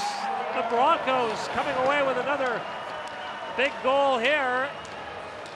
Jordy Woodrick puts this one in, and it's a 5-2 Broncos lead as the Pats getting into some trouble here at home. Broncos are really starting to feed off of things here in this second period. They're coming at them hard, and Rowett he got out of position. Face down on the ice, which is never a real strong spot to be in as a netminder. And Woodrick going hard to the net. Nice little backhand pass there. Cody Eakin getting in on the play and making a good solid play, but going hard to the net's the key to that goal. So 5-2 Pats. No doubt looking forward to this forthcoming intermission. Woodrick and Perreault bump. This is Scarborough back in his own end. Thomas Regina moves the puck down into the Broncos zone.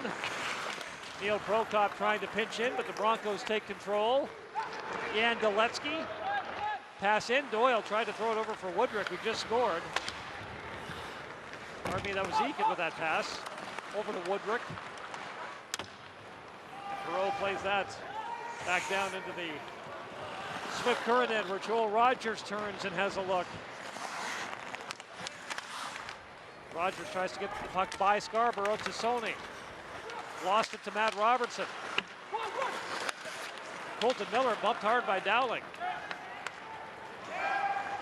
Keegan Dansereau turns and gulfs it into the Regina zone. Final few seconds.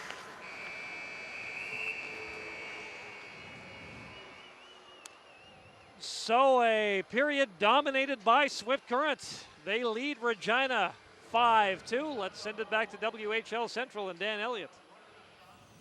All right, thanks a lot, Ray. The Broncos really setting the tone for their first of 5 straight games on the road. As we set off the top, 3 games in 3 nights here, starting with the Pats, the Medicine Hat, and Calgary. Coming up after 40 minutes of play here on the WHL on Shaw, Canada celebrates World Junior Hockey supremacy for a 5th straight year. We will hear from a couple of members of that team. Broncos blue line Derek Claffey. He will join Tara Campbell with his thoughts through 2 periods of play, plus a must-see here, the plays of the weeks.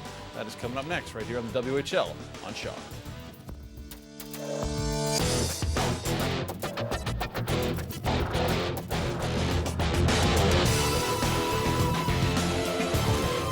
Welcome back to WHL Central in Vancouver. 4 goals from the Swift Current Broncos in the second period give them a 5-2 lead over Regina.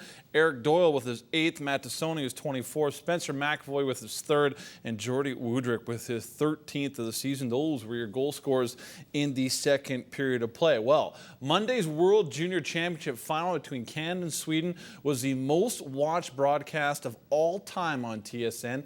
9.3 million Canadians watched whole or parts of the game. That is 30% of the population. Needless to say, the boys in red and white handled the pressure quite well, winning this country's 5th straight title. We get more on their victory in this Husky player profile.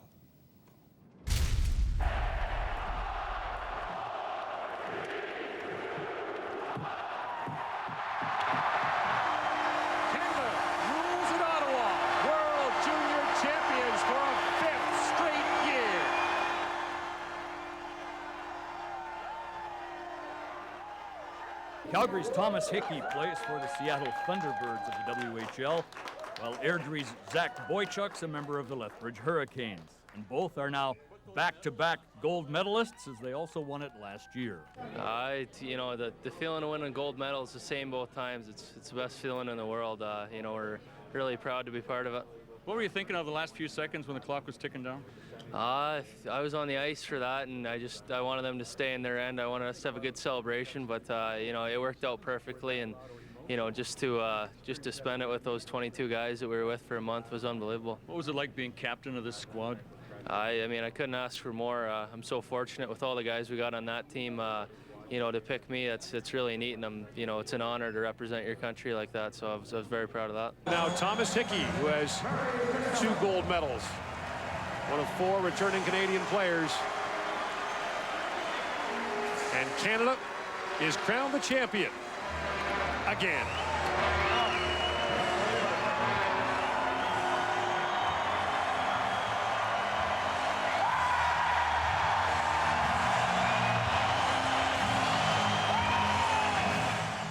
It's tough to compare. I mean, you know, with one being in Europe and one being here. And last year, the way we won in the gold medal game in overtime, that was unbelievable. And I think if you can compare last year to this year, I think you look at the semifinals between Russia and last year with the overtimes. Last year, I know when we got scored on with 2 minutes left, you know, I didn't know what to expect. But this year, when we were down 1 goal, I knew that we would come away with a goal. So it was just 2 great tournaments, and definitely something I'll remember for a long time. Zach, what about the thrill of winning it on home soil in Ottawa in front of those Wild fans? Yeah, that's the best part of it. I mean, there was so much pressure on us, and there was a lot of people doubting us, and we just knew that if we came together as a team, you know, if we didn't focus on, you know, the guys that were playing in the NHL, there's a lot of talk about that, and there's a lot of talk about all the pressures. 5 in a row was our goal, and we just tried to focus on what we could do each shift, and it showed in the tournament. Now this marks the 2nd time that Team Canada has won 5 straight World Junior Hockey Championships. And 10 members of this year's team will be eligible to play next year, providing their NHL teams cooperate, as our country goes for a record 6 gold medals in a row as the tournament's held in Saskatchewan. Esposito scores! Angelo Esposito! Thanks to John Henderson for that. WHL Central is pleased to recognize Cal Tire as a Western Hockey League Prestige partner. All right, time for a quick break, but when we come back, the plays of the week. You don't want to miss them.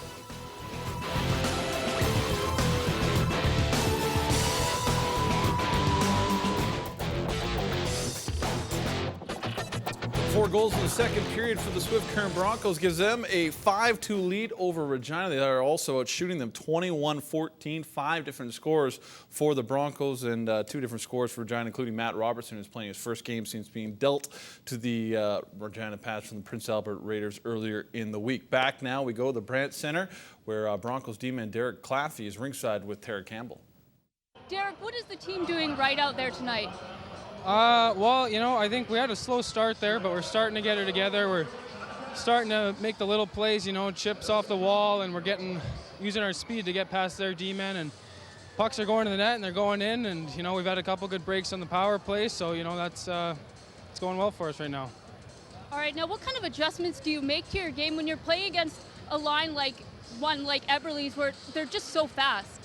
Yeah, obviously, you know, they're some of the best players in the world at this age, and as you can tell by their success at the World Juniors, and, you know, you just got to be responsible defensively, make sure they don't get in behind you, and you really got to pay attention to them.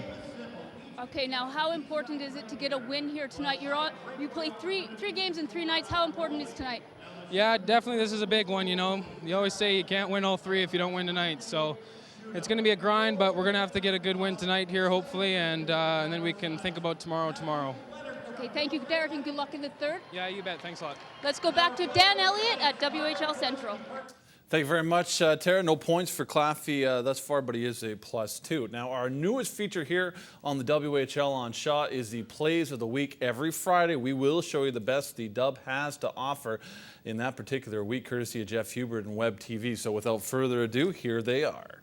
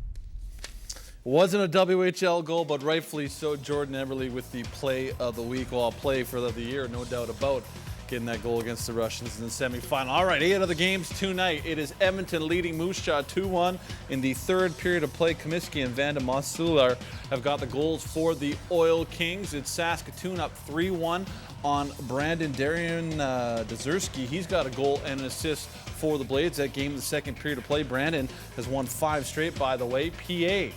The Belarusian, Igor Ravenko, his 4th of the year, has the Raiders up 1-0 on the Hurricanes. Zach Wojcik not playing, but Kyle Beach is. Vancouver Giants, their newest player, Nick Ross, paying immediate dividends. He gets his 5th goal of the year.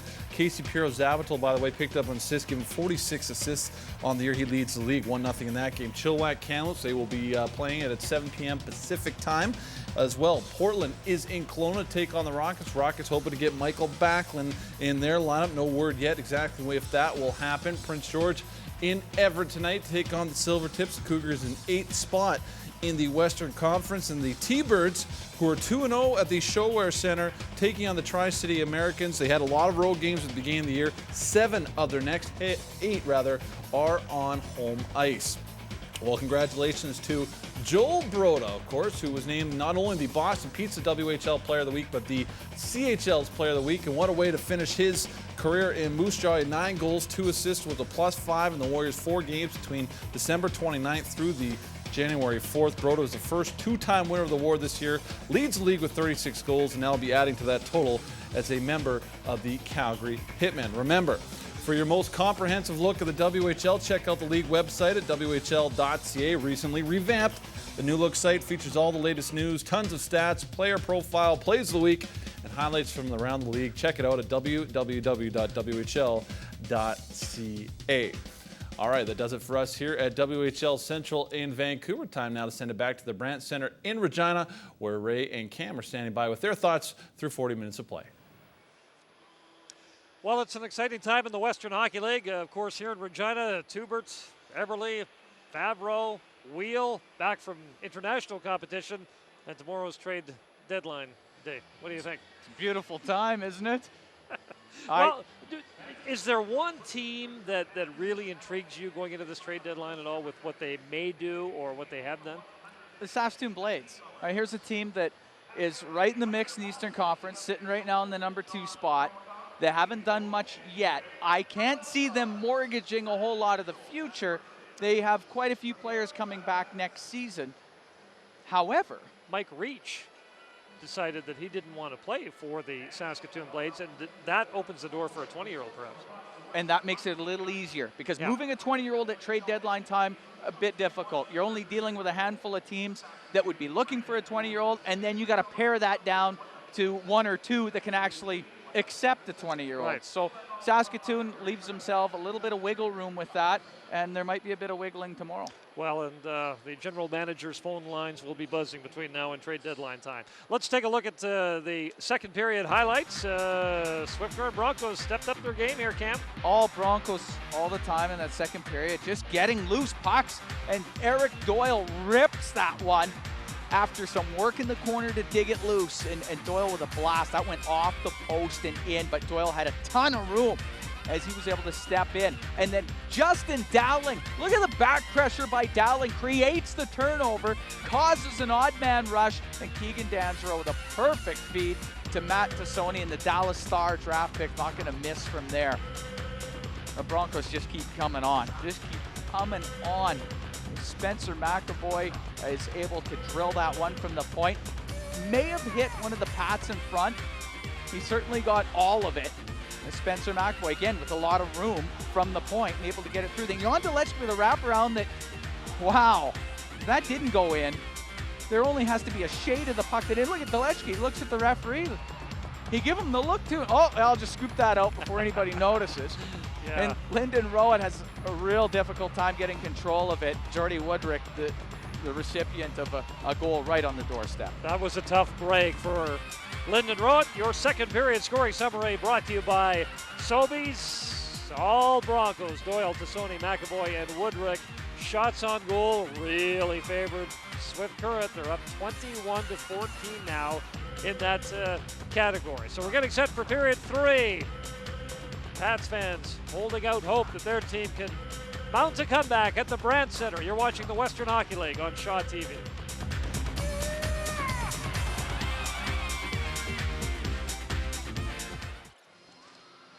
Ray Morrison with Cam Moon back at the Brandt Center, getting set for the final period of play. Pats need to come up with a strong charge here to start this third period, now down 5-2 in a period that the Broncos owned. Yeah, the Broncos were just flying in the second period. Whatever head coach Dean Chanel said to him after the first, it certainly worked. Colton Miller back in his own zone for the Pats, sent down into the Swift Current end. Yonkman for Eric Doyle. Struby turns, fires, high and wide.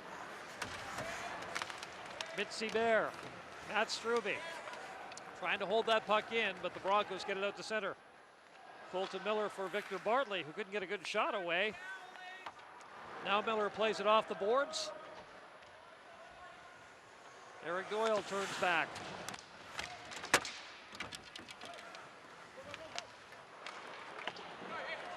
Pats want to mount some pressure here. Well, we should see a pretty spirited third period by this Regina team. They got their guys back. It's been 5 straight losses.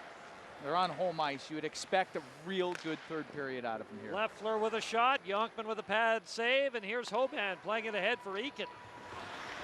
Eakin and Hoban moving in, tries to get around Pym. Eakin plays it back. Joel Rogers tries to hold that puck in. Alex Pym can't get that puck out. Brad Hoban couldn't find it in his skates. Spencer McAvoy steps in. He and Cody Eakin can't hold that puck in, and it's whistled down. There's going to be a slash here. Well, Brett Power Leffler, play opportunity, yeah.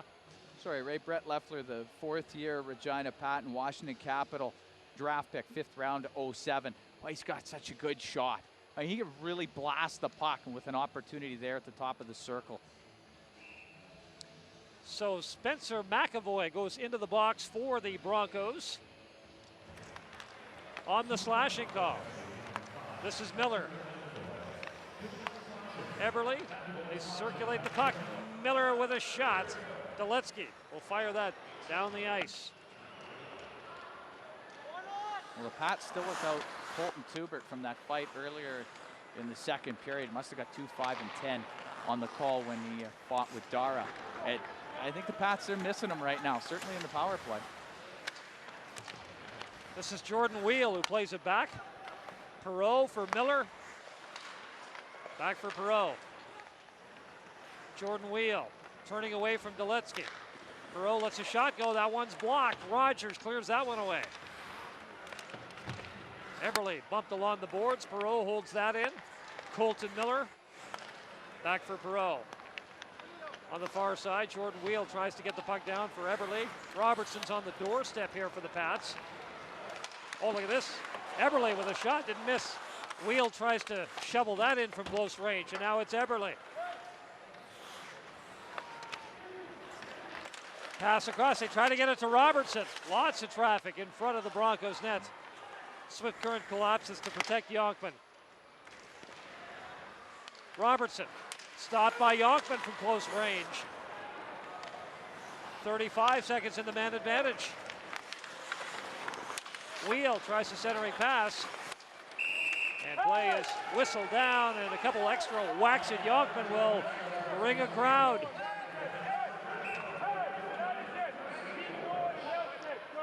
Pat's getting some great play by the Eberle, Wheel, and Robertson line. Tremendous moves with the pocket. You're going to think the Edmonton Oilers are loving this, as Jordan Eberle, their first-round pick, has just played so well with the pocket. All 3 of these guys, it seems like it follows them around out there. And I realize it's a power play, but they've just moved it so well. And you take a couple extra whacks at the goaltender, that's going to draw a crowd every time. Dylan Wagner gets the only penalty for 27 seconds. It's going to be a 5-on-3 man advantage for the Pats. Schibert and Struby out there along with Brett Leffler, and a timeout is called. by Dean Chenault. So he wants to make sure that his team does not let this Pat squad back in it. That's right. He's just lining it up here with his guys, letting them know exactly what their assignments are. Over on the other side, Dale Durkach and Terry Perkins, they know that they have an opportunity here. And if they score, they're going to get the crowd into it. It's going to bring the Regina Pats right back into the game. And that's exactly what Dean Chenault does not want to happen. A 5-on-3 situation is always a potential for a swing in momentum. You kill it off, and the swing goes to the defending team.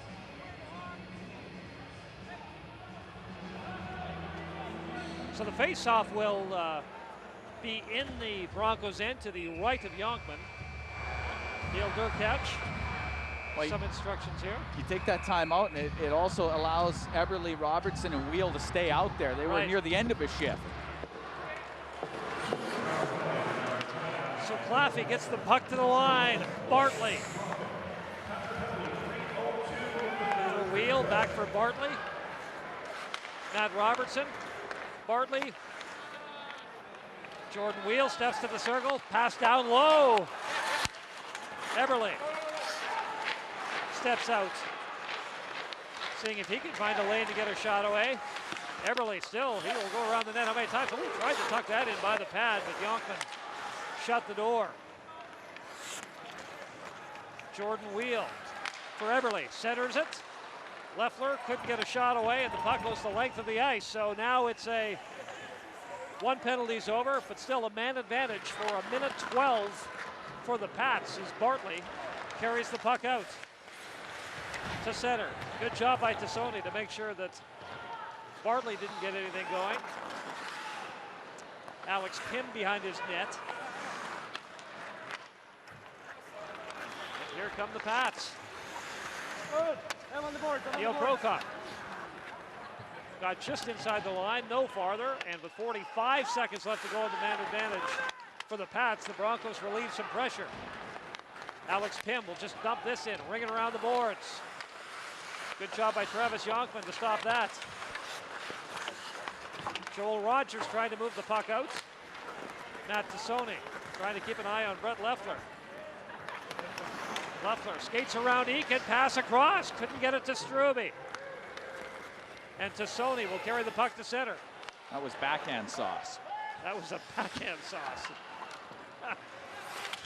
Prokop gets this puck out. This is Doyle. For Martin, who lifts the puck down the ice, and now both teams are at full strength.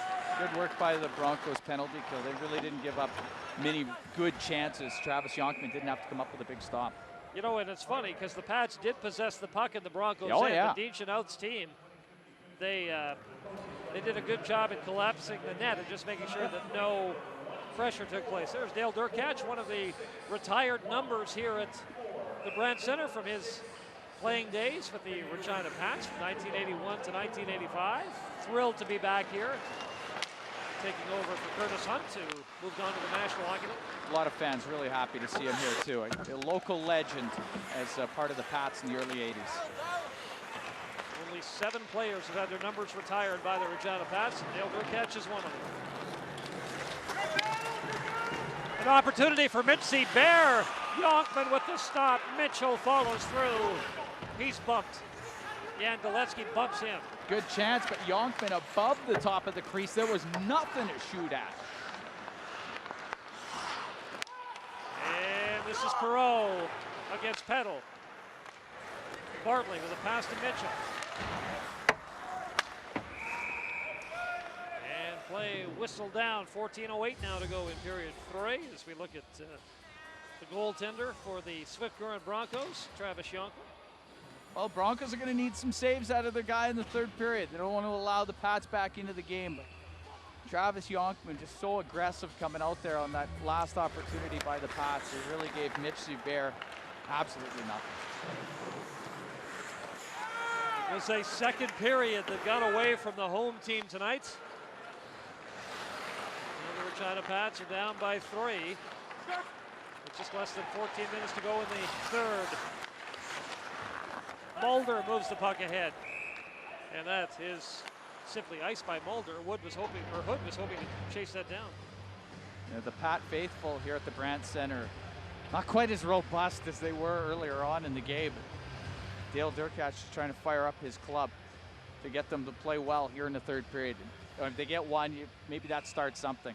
And even if they don't come back to tie it, they want to have a good third period. Yeah, but how disheartening is that with all the guys back, big crowd, and down by 3?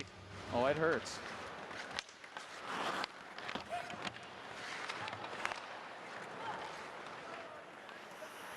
Well, we'll see what Regina can do. Matt Robertson at center ice out there with Jordan Wheel, Jordan Eberle. Wheel tries to get a pass back for Eberle. Robertson goes down, but still tries to play the puck. Wheel is in there against Claffey. It's Dowling who comes away with it. Justin Dowling ahead. Matt Tassone at center ice. Dansereau back to Tassone. Dansereau didn't miss by much on the return pass as the Broncos throw the puck around nicely. Jordan Eberle carries the puck into the Bronco zone. This is Robertson with a pass across. Can Wheel get a shot away? He does, but it's wide. Dansereau up for Tassone. Tassone with a shot from a sharp angle, and I'm not sure if Rowett knows where it is, but he's going to stand still and make sure it doesn't go in. Yeah, I'm not sure if Tassone was trying to put it in the short side or just trying to hit Rowett in the head. But what an opportunity. What a stop by Rowett, the LA King draft pick. He had to stretch right out and just barely got that. Tassone, good setup.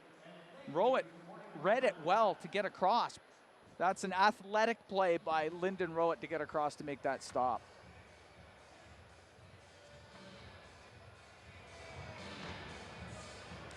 There's a look at Mitch Seabear and his Pats mates. A goal within the next 3-4 minutes would really energize this team, but Yonkman has stood tall, and the Broncos, when the Pats have put on pressure, have collapsed around Yonkman and made sure that no second and third opportunities have happened. Yeah, the Swift Current Broncos have played pretty well in their own division. They're going to face the Regina Pats 8 times this season. 2-1 against the Pats going into this game. I'm not sure what the holdup is. Another discussion with the timekeepers here, and I'm not sure if there's another clock issue or not, but we've had a lot of delays here. Western Hockey League and the leading scorers, and not much of a surprise the Hitmen are up there. Not much of a surprise that the Vancouver Giants have a player there as well, Cam. Oh, Brandon Cozen, just the shifty forward for the Calgary Hitmen, like a water bug out there. Casey Piero-Zabatel has just been a force for the Vancouver Giants all season long. And with Evander Kane coming back, that's going to help Piero-Zabatel as he plays with him quite often. Brett Sondy, of course, was gone at the World Juniors. So he hasn't played as many games as the other players. He'll be in a battle for that top spot, I'm sure, when it's all said and done. He can score in bunches. Justin Bernhardt of the Prince Albert Raiders there as well, getting his share of points, but the Raiders really need some others to kind of step up and go by committee in order to kind of climb the rung a little bit in the Eastern Conference. Well, and they've been hot. I mean, the Raiders, they've been red hot. They've won their last few, 6-3-1 in their last 10. I mean, they're playing well. They're getting back into the mix. Lyndon Rowett has seen his team drop down a bit here with their 5-game skid. Other teams are going to win games. It's going to make it an incredible race in the Eastern Conference. And the Western Conference has got a pretty decent race also. The difference being in the Western Conference, only 2 teams miss the playoffs. In the East, 4 teams will miss the playoffs. It seems to be a little bigger battle, I guess, to get in when you have more teams vying for those spots. Look at some of those retired numbers. Dennis Sobchuk. There's, of course, Dale Durkach there as well. Well, that is an impressive list. Yeah, Billy Hickey, one of the co-owners of this team at one point in time. Yes. And then there's the Builders banner with Graham Tour, Lauren Davis, Bob Turner there as well, Colton Gillies, Ed Stanowski.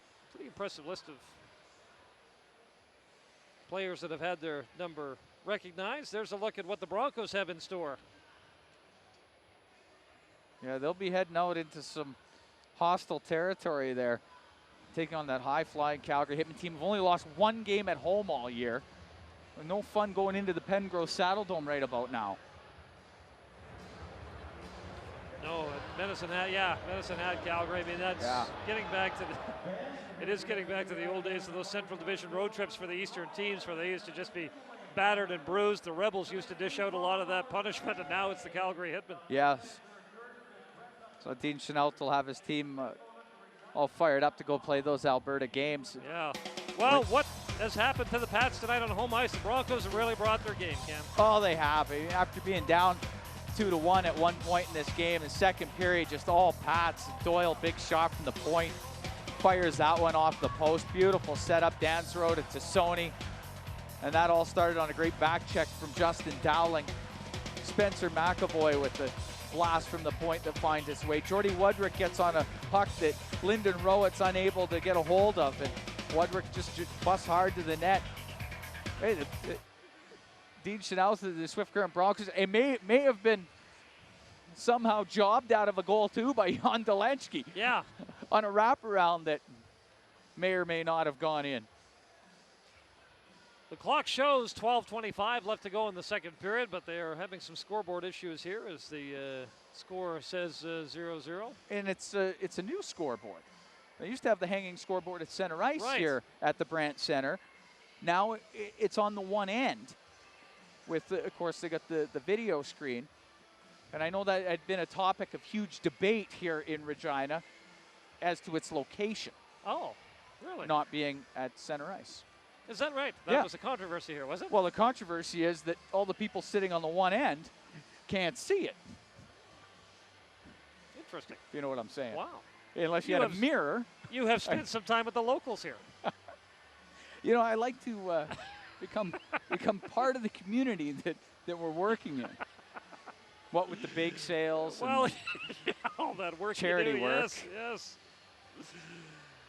Some of the Pats staff have moved into the penalty bench area now, so I'm not sure how far we are away from getting this period going. Obviously, the concern, I mean, the time is right, 12:25, but if they can't put up penalties, then that perhaps is going to be an issue. And we may need a stopwatch down in the timekeeper's bench. Could be old school. These young Pats fans, are they going to be able to stay awake this long if this keeps going? I don't know. You know, they haven't had a lot to cheer about since the first period, when the Pats had a lead and they were playing well and they had the enthusiasm of this crowd. And give the Broncos credit, because they were able to turn that around and get the crowd. They took the crowd right out of the game and then took over the game.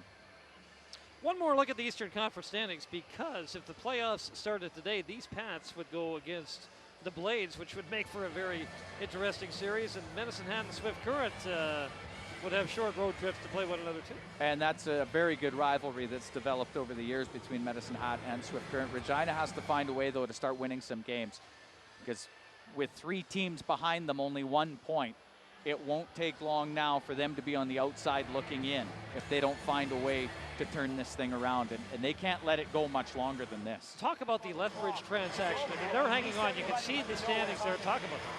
Kyle Beach comes to the team from the Everett Silvertips, Chicago Blackhawk first-round pick, and he's an impact guy. He's got great physical presence, great offensive ability.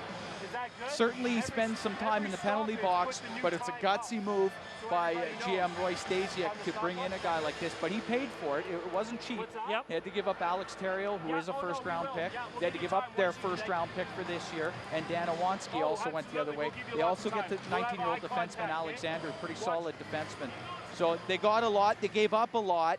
I guess the proof's going to be in the last half of the season whether this works or not, but the Hurricanes have not played up to their expectations. They expected to be one of the best teams in the Eastern Conference. We all thought they would be.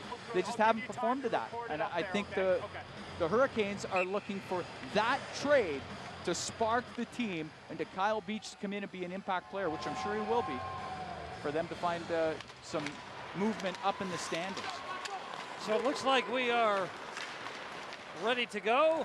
Our scoreboard is working here, even though the one in the building is not. Here's Wheel dropping it back. Everly, a backhand, and that one's high and wide. The two Jordans, Eberle and Wheel, just about make something happen. Maybe this long delay has rejuvenated the Pats. Those guys are fun to watch. Colton Tubert's back for the Pats after his long stay in the penalty box. And Tubert tees it up through traffic. Eberle, how did that stay out? Robertson with a shot, and Jonkman hangs on. Robbed. Absolutely robbed.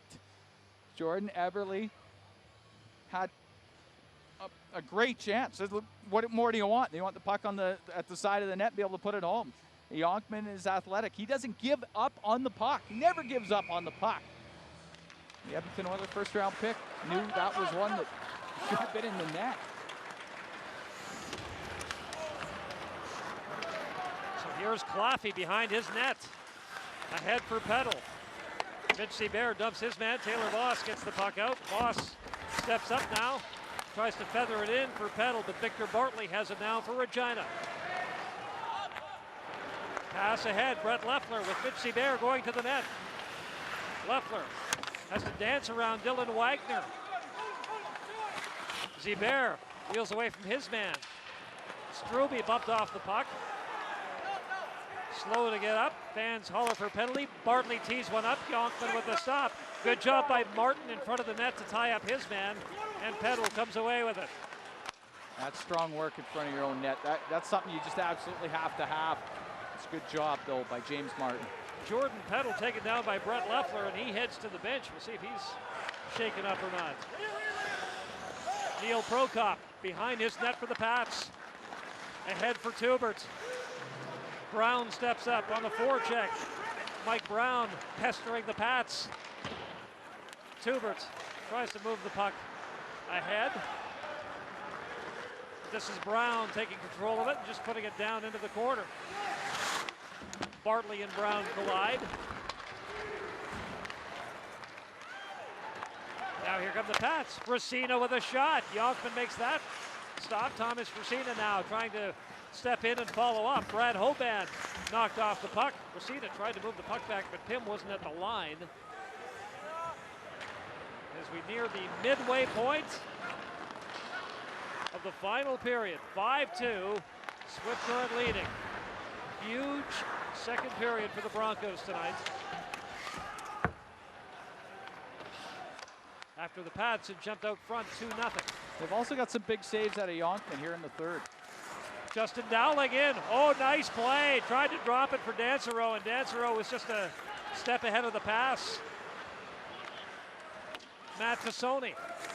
Justin Dowling tried to play it in. Dansereau tried to get a stick on that as well. Now it's Eric Doyle. Puts the puck right back into the Pat zone. Alex Pym will go back for it as the Broncos and Pats make changes. Robertson steps out as the big line hits the ice for Regina. Yandoletsky and Miller in a chase for it. Colton Miller trying to get the puck by him and down into the Swift Current zone. Back into the Pats end.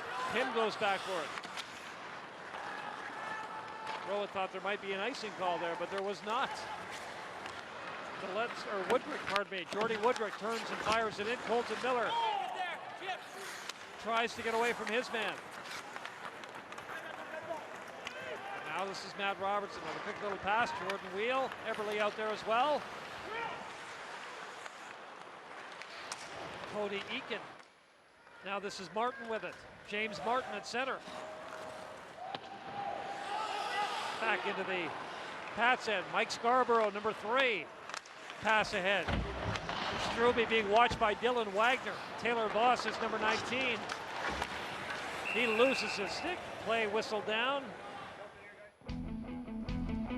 Let's take a break. Broncos in front of the Pats. You're watching the Western Hockey League on Shaw TV. So the Swift Current Broncos go to the power play again. Well, Travis Jonkman's been strong in this game. Oh, the Pats are down by 3 goals, but they've had every opportunity to get back in this game. They've had an opportunity all the way through. They've created quite a bit. Travis Jonkman just solid, the 20-year-old from Saskatoon.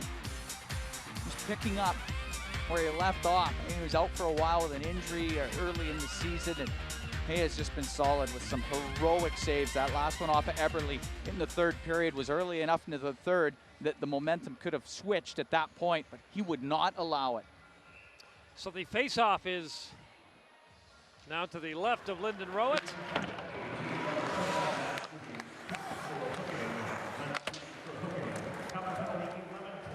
Eight and a half minutes to go now in the third period. Spencer McAvoy.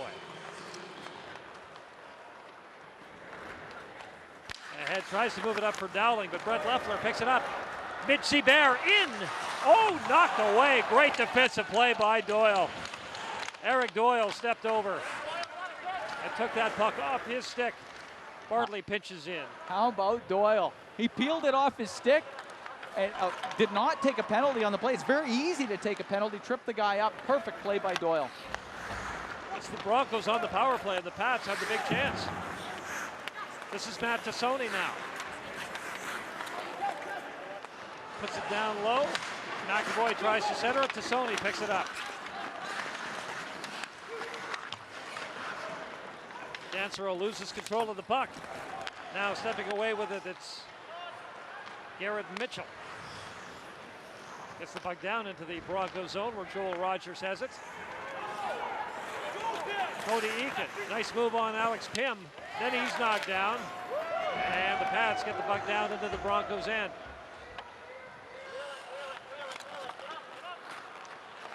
Joel Rogers. Pass ahead. Eakin. Drops it back. Galetsky. Rogers lets a shot go. Here's a lead pass. In is Jordan Eberle. In on Yonkman. And scores! We got it in on the short side. And it's now 5-3. And that's what this crowd needed to get back into it. Well, you don't get that shot through on the point, and it creates the turnover that Matt Robertson just feeds a perfect pass to Eberle. And if not for the second effort by Eberle, that wouldn't have gone in. Yonkman had made the first stop, and he just pokes it as he goes by. A short-handed goal. There was enough room between Yonkman's skate and the post for a puck. That was about it. That was about it. A good setup by Robertson, and you block that shot from the point, and all of a sudden you got Eberle busting out of there. Time of the goal, 12:03. We do have some clock issues here at the Brandt Center, but 6:45, 6:50 to go in period 3. Fourth shorthanded goal of the season for the Pats.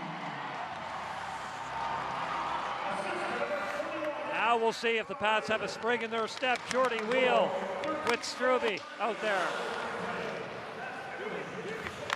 Colton Tuber, Victor Bartley, pass in. They try to work it in for Strube. Tuber takes his man out. You're going to see a lot of the front line and first line guys now for the Pats, I would think. They have to. They got to really put the pressure on the Broncos now. If you just joined us, the Pats have a 2-0 lead.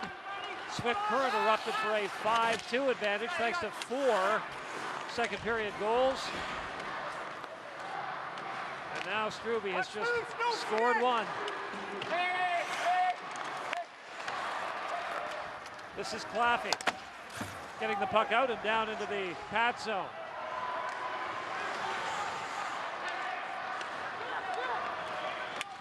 Brett Leffler tries to turn away from his man.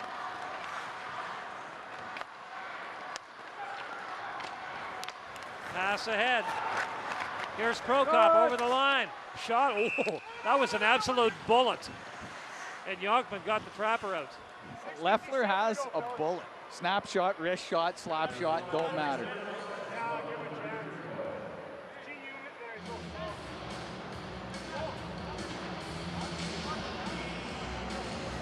Well, Pat's starting to come on. They're feeding off of that goal by Eberle. Time of the essence now, 5:31 to go in period 3. Pats will want to close the gap. Mitchell, Racina, and Prokop out there for Regina.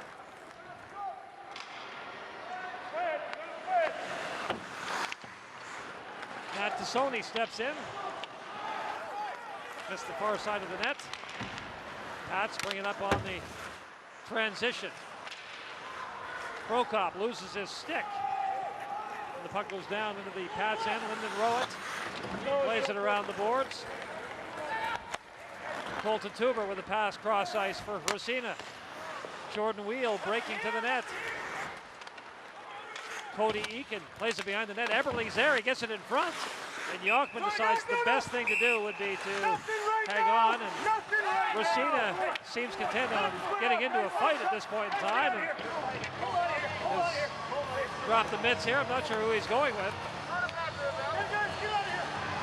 Unusual time to do that. Cody Eakin. Cody Eakin and Thomas Racina.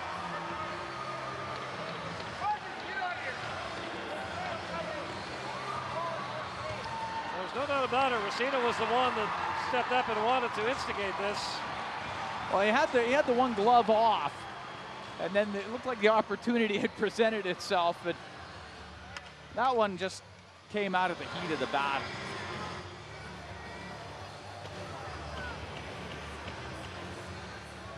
I'd be surprised if that's not even up. So, with less than 5 minutes to go now, does that give this Pats team a spark, or is it a bit of a detriment now? Racina hasn't quite got the memo on the code of fighting and not popping the guy with a cheap one when they're down on the ice.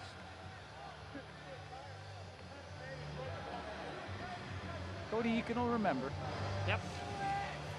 This is again the 4th meeting of 8 between these teams this year.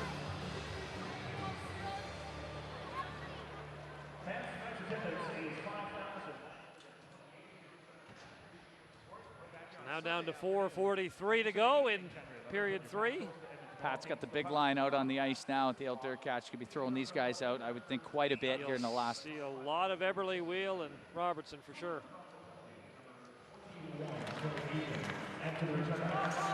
Eric Doyle plays it off the glass.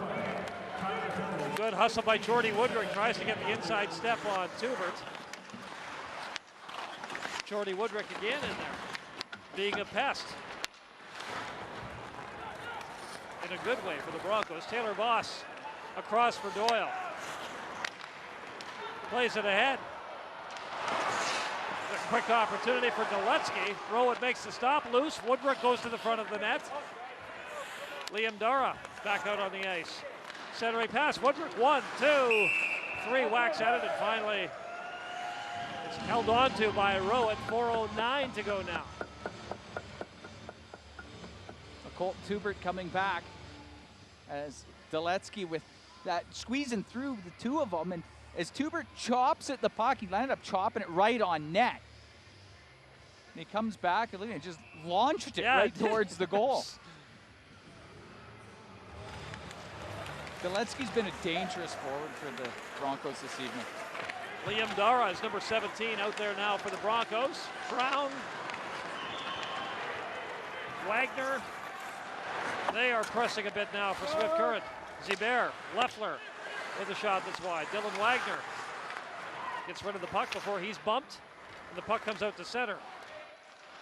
Colton Miller moves it back into the Bronco zone. 3.5 to go. Broncos up by 2.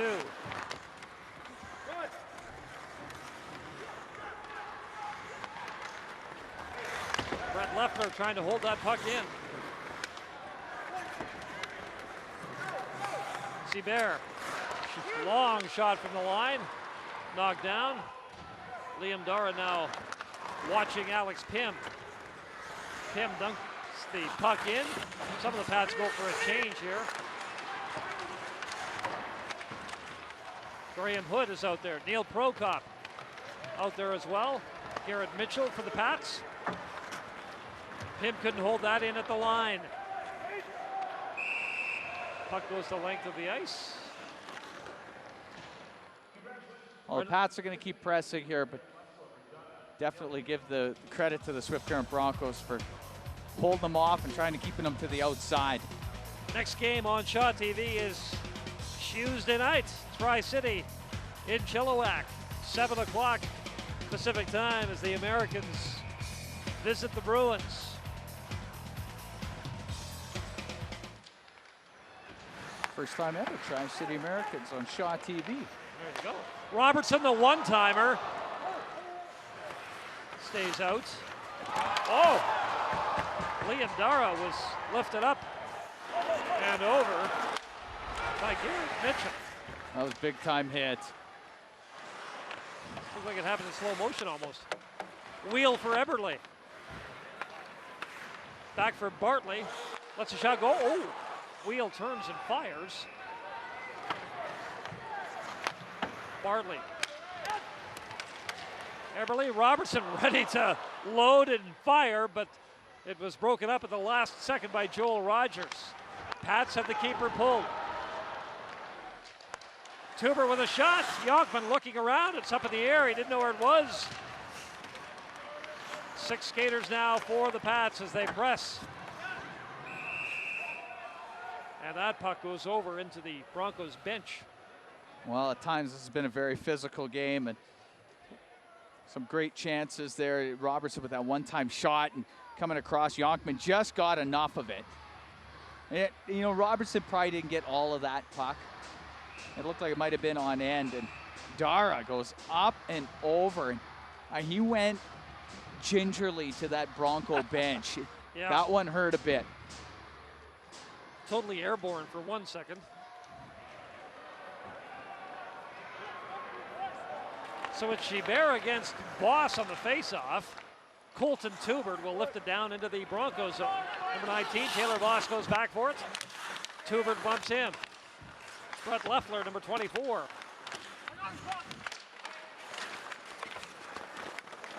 Struby trying to wheel away. Centering pass, nobody home. Is this going to take a bad roll? No, it's not. Fortunately for the Pats. The centering pass split the defenseman. Couple of nervous seconds. Doyle to the empty net. Nope. And that's going to be icing. Well, when you got a 2-goal lead, you can take that shot at the net.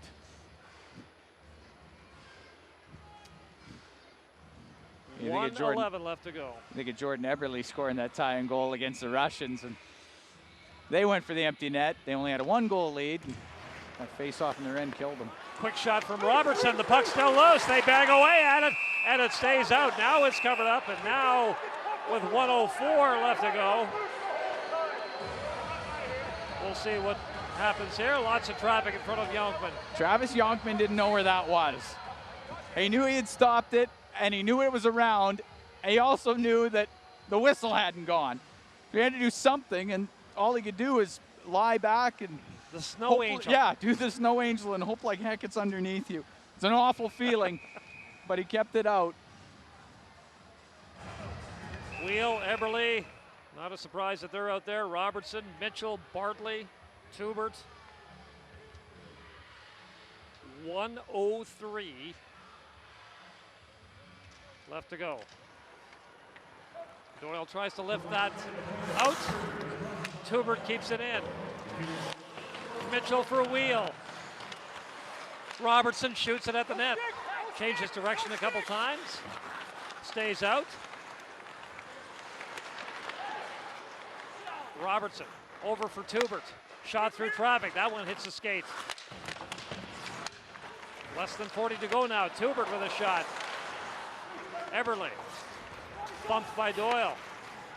This puck is sent down the ice, and that is icing with 28.5 on the clock. Well, the Broncos just trying to take all this time off they can. And now when you got that 2-goal lead, you can take that shot at the net. Dale Durkach knows that his team's going to be real tough here to tie this one up. But they're throwing everything they can at that Bronco net. Yonkman's been making the saves, and he's holding them in. Colton Tubert. Through traffic, Leffler on the doorstep. They're banging away at it in front. 20 seconds to go. Tubert Sends it in. Victor Bartley. Pass across.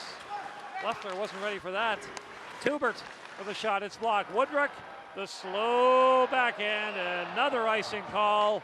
6.2 now on the clock. How many shots they've taken at that empty net? It's about 3 or 4 now. Oh, at least 4. Yeah. I didn't have a glance at where the shots were here in the last couple of minutes, but the Broncos now with 28 shots in net. 6.2 left to go. Voss against Wheel in the faceoff. And the Broncos will be content to run this out as the players gather in the corner, and the officials are quick to say, everybody to your benches. And that's where they will go, but the Broncos will go home with a win, a 5-3 victory over the Pats. Back with post-game coverage from Regina. You're watching the Western Hockey League on Shaw TV. Well, we had a pretty good vantage point for a pretty good hockey game tonight. Good first period. Swift Current dominated in the second with 4 goals. The Pats pressed a little bit in the third. And when it's all said and done on a welcome home night for a lot of players, including Jordan Eberle, it's the Broncos that come out on top. Great middle frame. Yeah, they played well. They took the game away from the Pats. Now 6 straight losses for Regina. And Travis Yonkman had a lot to say in this game. I thought the netminder for the Swift Current Broncos, a solid game, didn't allow the Pats back in it. They had enough opportunity. And the Pats' top line, and that's going to be a line to be reckoned with Jordan Wheel, Jordan Eberle, along with the newcomer Matt Robertson, who just came recently in the deal with the Prince Albert Raiders. That is a very dangerous line, and they had opportunity almost every time they were on the ice. But Yonkman with some big saves here tonight. Very dangerous. Let's go downstairs and join Tara Campbell. We're here with Matt Tassoni, the first star of the game. Matt, big win for you. How does it feel? You know, it feels great right now. You know, coming into this barn, especially when they had Wheel back, Eberle and Tuber, we know it's going to be a good game today. And, you know, we started off slow, but as the game progressed, we did well. All right, what did Dean say to you guys in between the second and third period? Because you were flying in that third period. You know, actually, I was in the trainer's room, so I didn't even hear what he had to say in the third period, so can't comment there.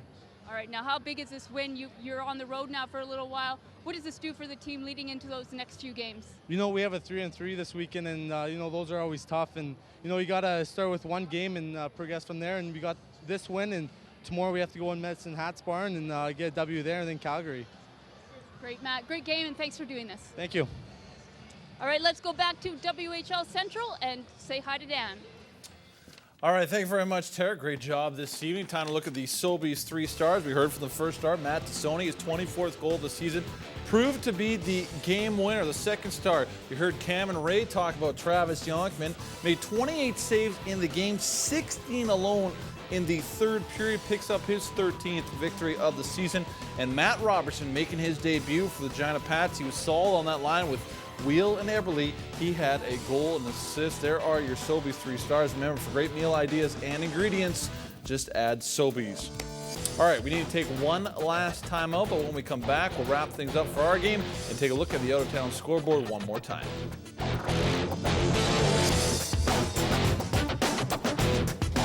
9 games in total this evening. We'll start it off when Moose Jaw Oil Kings getting the 3-1 victory over the Warriors. Michael St. Croix, their top pick, the Oil Kings' top pick in the 2008 draft. He got his first career WHL goal in his first career game. Torrey Jung made 25 saves in the victory. Saskatoon and Brandon tied at 3 in the third period of play. Darren Dezertsky, he's got a goal and an assist. Andrew Clark has got 2 goals for the Wheat Kings. Actually, this game has just headed into overtime. How about Prince Albert and Lethbridge? No Zach Boychuk in the lineup. Brandon Herod and Igor Ravenko each a goal and assist for PA. Justin Bernhardt, he's got 3 assists. Kyle Beach does have an assist in his debut with the Hurricanes. Should mention Ryan McDonald. He's played every single game for PA tonight, PA this year rather, not playing possibly on the trading block, that's for sure. How about Kootenay and Vancouver? The Giants up 2-0. Vander Kane's got goal and assist. Nick Ross in his debut with the Giants, he picked up a goal. Casey Piero-Zavatol's got 2 assists that game in the third period of play. Chilliwack and Kamloops tonight, they're up 3-1 in the first. Brett Ward, Andy Smith, Alex Wickland have scored for for the Bruins. Portland leading Kelowna 1-0 in the first period of play. Luke Walker, his 15th of the season, has the Winterhawks up early. Prince George is in Everett. Brian Matt has just scored for the Cougars, get his 14th of the year, gives the Cougars that 1-0 lead. One other game, of course, going on tonight, just getting underway. Tri-City in Seattle. The T-Birds 2-0 at their new arena in Kent, the ShoWare Center, looking to improve 3-0 that game in the first. Of course, in our game tonight, it was the Swift Current Broncos defeating Regina 5-3, scoring 4 goals in the second period of play, 5 different scores. Jan Deletsky leading the way offensively for Swift Current, a goal and an assist. Travis Yonkman, 28 saves, 16 in the third period alone, his 13th win of the season. In terms of the Pats, their 6th straight loss. Matt Robertson, Jordan Everly, though, each picking up a goal and assist in a losing cause. WHL Hockey is live on Shaw.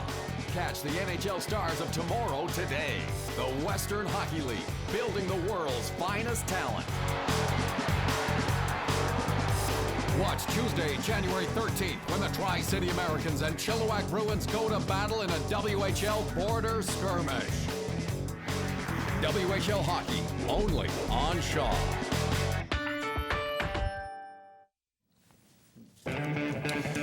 Next up on the WHL on Shaw, it's our first look at the Tri-City Americans this season as Chet Pickard, Mitch Fadden, Taylor Precision, and the rest of the Americans are in Chilliwack to take on the Bruins. That is next Tuesday, January 13th. Game time 7 p.m. Pacific time, 8 p.m. in the Mountain Region, and 9 p.m. in Saskatchewan and Manitoba. As for our game tonight, what a way to start off 2009. The Broncos spoiling the return of a pair of World Junior gold medalists as they defeat the well, it should be the Swift Current Broncos defeating Regina 5-3 was the final. Jan Deletsky's leading the way offensively for the Broncos with a goal and assist. 5 different scores for Swift Current. Travis Yonkman, 28 saves in the win. 6 straight loss, by the way, for Regina. For Ray Morrison, Cam Moon, Tara Campbell, WHL Central Producer Grant Wilkins, and our entire crew here in Vancouver and in Regina, I'm Dan Elliott. Thanks for watching, and we will see you next Tuesday night.